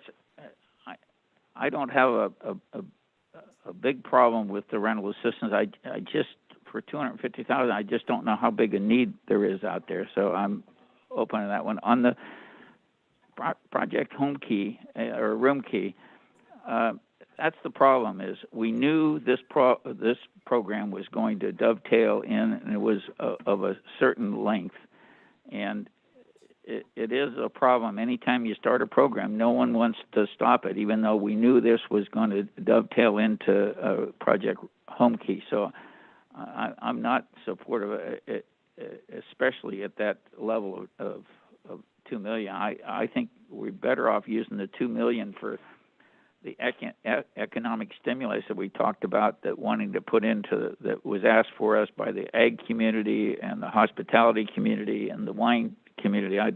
I'd put that $2 million in there, knowing that, because I don't think there's that big a need with us opening up Project Home Key and with the opening up the Share Center. So, and I guess I'm probably outvoted on the military veterans, and I'm not. I just was hoping that if we wait a little bit, we could find some federal funding for it. I know the existing premises aren't dilapidated or anything. It was 5 years ago that we had the opening of it when they expanded it and got it all fixed up. But if everybody feels strongly, but Jason, you don't think there's a possibility of getting the $750,000 or $65,000 from federal? Yeah, that's a great question, Supervisor Phillips. I actually had extensive conversations with Phil Deppert over at the Congressman's office, as well as Katie Moon when she was there, regarding a couple different avenues, and we explored them. And they with all the earmarks that were allowed again and all that good stuff. And we hit roadblocks at every avenue. In addition, I also reached out to the California State Military Department with their asks and tried to shimmy my way into saying that we, obviously we provide services to reservist and National Guard members, and maybe we could jointly do something. And it was roadblocks at every angle. They were really aiming toward DOD, not VA type related stuff. So it wasn't without effort, sir. Okay, thank you. Thank you. Okay, let's see here. I do want to, Supervisor Phillips, I think page 194 within the CAO's administrative budget, it does reference the Prunedale Senior Center, but I'm not sure if there's a specific amount. But if we could maybe check on that, it may be something that's already included, but it would be good to know for sure. Okay. So my comments for social services, as we recover from COVID, I definitely think that we need to adequately staff up capacity to conduct appropriate outreach for enrollment in county services. We have county social workers and eligibility workers who've been out helping people enroll in programs such as CalFresh, nutrition, Great Plates, Meals on Wheels, general assistance, in-home care, older adult services, CalWorks. They've continued to provide family and child protective services during the pandemic. And I do think it's really important that as we're spending down our resources today, that we're keeping in mind the need to pay competitive wages to all of our employees, and that we're keeping in mind the need to conduct some long overdue class and comp studies that will ensure that our staff are paid competitively for the work that they're doing. We need to reserve adequate funding for we've got in-home supportive services workers who are, continuing to show up every day during the pandemic. We we have social workers, we have other frontline healthcare workers who we know are have given a lot and need to be recognized. I want to also acknowledge that social services, for the significant impact they have on our county, only uses up 6.3% of the total operating budget is from the general fund contribution. So we really are leveraging the general fund dollars that we put into social services in a really significant way, bringing additional revenues back into our county. I'm totally supportive, and I want to thank you, Director Medina, for bringing back some sort of gap rental assistance program. From what I know about the students who are living in overcrowded, dangerously overcrowded housing, keeping those folks, keeping those families with a roof over their head of some kind is going to be absolutely critical as we get people back to work and build our way out of this, the economic crisis that we've experienced. I am honored to welcome the Military and Veterans Affairs office into Marina, back onto Fort Ord. I think that the building that's been identified is a very appropriate location, former military building on the former Fort Ord, and I'm just thrilled that there's the support that exists to have that building renovated for the purpose of being a Veterans Hall. I had a whole series of arguments to make about how, we have a responsibility to maintain our county assets, and that regardless of what department moved into that building, there was going to be some significant work that needed to be done. But having it, having that come on the back and through the request of Military and Veterans Affairs, thank you for taking that on. I did want to ask to clarify, when it talked about the shed in the back being demoed, is that the old building that had previously been used? I believe it was the district attorney's portable. Is that the shed that's being referenced? Yeah, whatever that portable manufactured thing in the back is uninhabitable. It's dilapidated, and it's really a hazard and really a financial risk to have that. It is absolutely a blight that's been there for many, many years, for as long as I've worked in that building. And so again, Military and Veterans Affairs, I want to thank you for taking on the responsibility of getting that blight removed. It wasn't, you didn't put it there, it wasn't your responsibility, but you've stepped up to help make sure that we get it taken care of. And then, let's see here, what else? So we've got Military and Veterans Affairs. As far as Project Room Key continuation, I definitely, we have a responsibility, I think, to continue to take care of the folks who we've taken into this housing for crisis housing. I'm just looking at the numbers. It looks like we've got, Supervisor Alejo supporting it, and Supervisor Lopez and Mary Adams offering to support it at maybe a lesser amount. I feel strongly that we continue to provide people with safe and legal places to sleep, especially when we're out in the community telling them that they can't stay where they're at, or that where they're at is not a safe place. And that if we're going to put that on them, that we also have a responsibility to make sure that we're offering a safe and legal place to sleep. And Project Room Key really has been that solution. So it's a hugely expensive program. And I don't know how we can't continue, I don't know how to continue without funding it, but to the degree that it is reimbursable through FEMA, and to the degree that we can really aggressively work to move people into other housing options, I can get behind keeping it operational so that we don't push people back out into unsafe living conditions. And then Supervisor Phillips, it looks like we've got 3 votes to get some funding over for this Prunedale Senior Center, but we'll make sure we get that verified. Yeah, I thought the direction of most of the board was take a look at Project Room Key, and when we get to the end of it, whether we could support it, certainly at that level. Yeah, and I think that's what we'll have to do anyway here. And then just my final comment is that in terms of social services, but a capital improvement need that exists in District 4, the Seaside Social Services Building on Broadway is something that I will be asking the Capital Improvements Committee to be taking a close look at in partnership with social services. It's a building long overdue for some infrastructure repairs and or renovation, or rebuilding at that site in a way that meets the needs of the community better. So with that, we can circle back around. Any other final wrap-up comments? I see Mary's hand raised. Oh, I see Supervisor Alejo's hand raised. Yes. Okay, yep. Okay.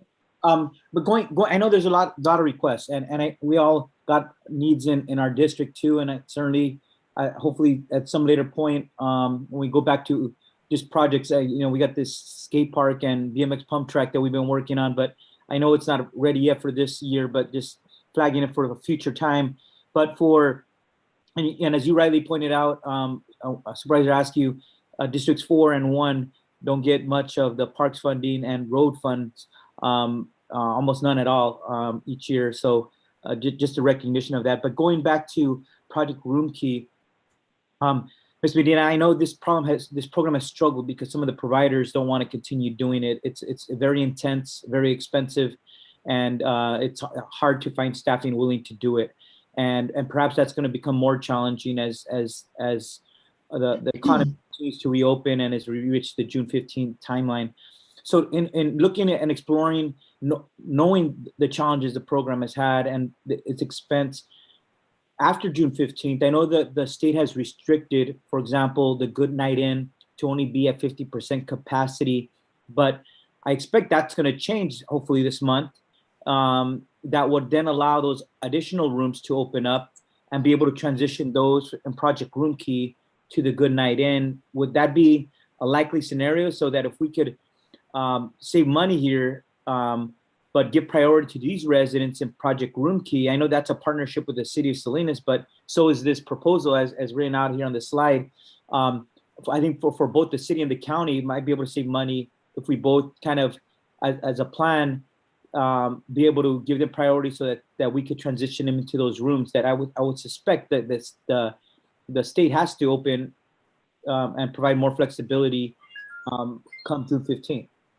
Yeah, so thank you for asking that question. And I think it's really important to note that, Project Home Key is one piece. Project Room Key was also going to be continuing as a partnership with the city of Salinas, where they were going to be providing 50% of the funding and relying on us to provide 50% of that funding. So I just thought it was critical to note that was what the $2 million was based on, was also a part of that partnership with the city of Salinas using their regional funding. Right. So the question is though, the Good Night Inn is only at 50% capacity because of the COVID restrictions. Mm-hmm. So we're like at 50 rooms. There's like 100 rooms, 101 rooms. If the state removes those restrictions come June 15th, then we have 50 rooms by the end of June to move people into that are in Project Room Key can now be part of Project Home Key, which is the Good Night Inn. Right, and so right now, all of the spaces for Project Home Key at the Good Night Inn, they have already been identified for people who are going to be transitioning. Got it. So the other 50 are already have people signed up. They're just waiting for when the rooms are available. When the rooms are available. And I thought I was going to save some money here, but sorry. So can you let me know how many people are in Project Room Key at this point in time? How many people are we talking about? Right now in Project Room Key, we have 34, but we also have people on a wait list that have not been able to be accommodated. Okay, so we're back at where we were. All right, thank you. Yep. All right, so I think we have some clear direction for social services. Lori, was there any wrap up that you needed? We'll circle back and deal with Project Room Key, I think, in a little more detail towards the end.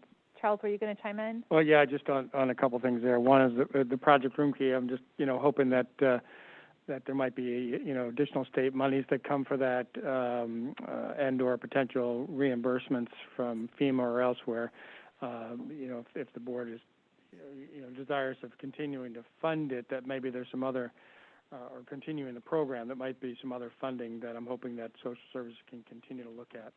And as far as the senior center in Prunedale, I think that, we will definitely find the money for that. And I think Ezekiel is pretty confident that it's already in recommended budget right now, and if not, we will get it there. Thank you. All right. So moving right along, we're gonna the rest of our departments are non-presented. So we have two options. I'm just going to throw out to everyone. It's 4:45. We have to just work through any comments or directions. There aren't presentations on the rest of these departments. So we could work through that, and then we need to have budget come back with the final sort of summary of everything. We could do that tomorrow, or we could keep working through it tonight.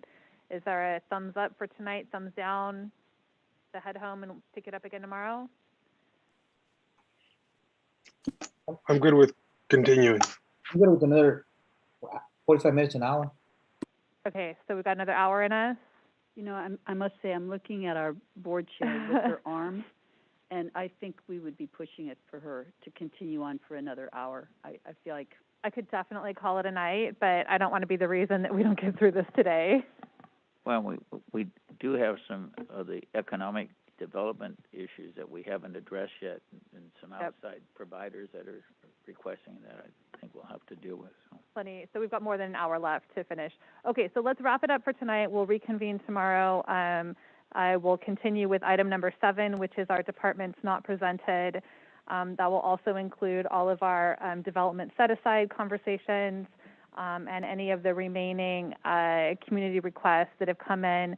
We'll then have Dwayne and Ezekiel from our budget department come back, tell us that we've spent too much money, and then we can hash out what we're actually going to land on for the final budget direction. So does 9 o'clock tomorrow work for everyone? It works. And okay, perfect. Alejo, does 9 o'clock tomorrow work for you? Yes, ma'am. Okay, fabulous. I think it was a great conversation today, and I hope we were able to hear everyone's thoughts and incorporate everything into our direction. And to all the departments who presented, thank you again for all of the work that you've done all year to get us to this point where we sit here today. So we'll see you back here tomorrow. We'll recess to continue budget hearings on tomorrow, Thursday, June 3rd at 9 a.m. 4th, 3rd? What day is it? Yep, we'll reconvene Thursday, June 3rd at 9 a.m. Thank you.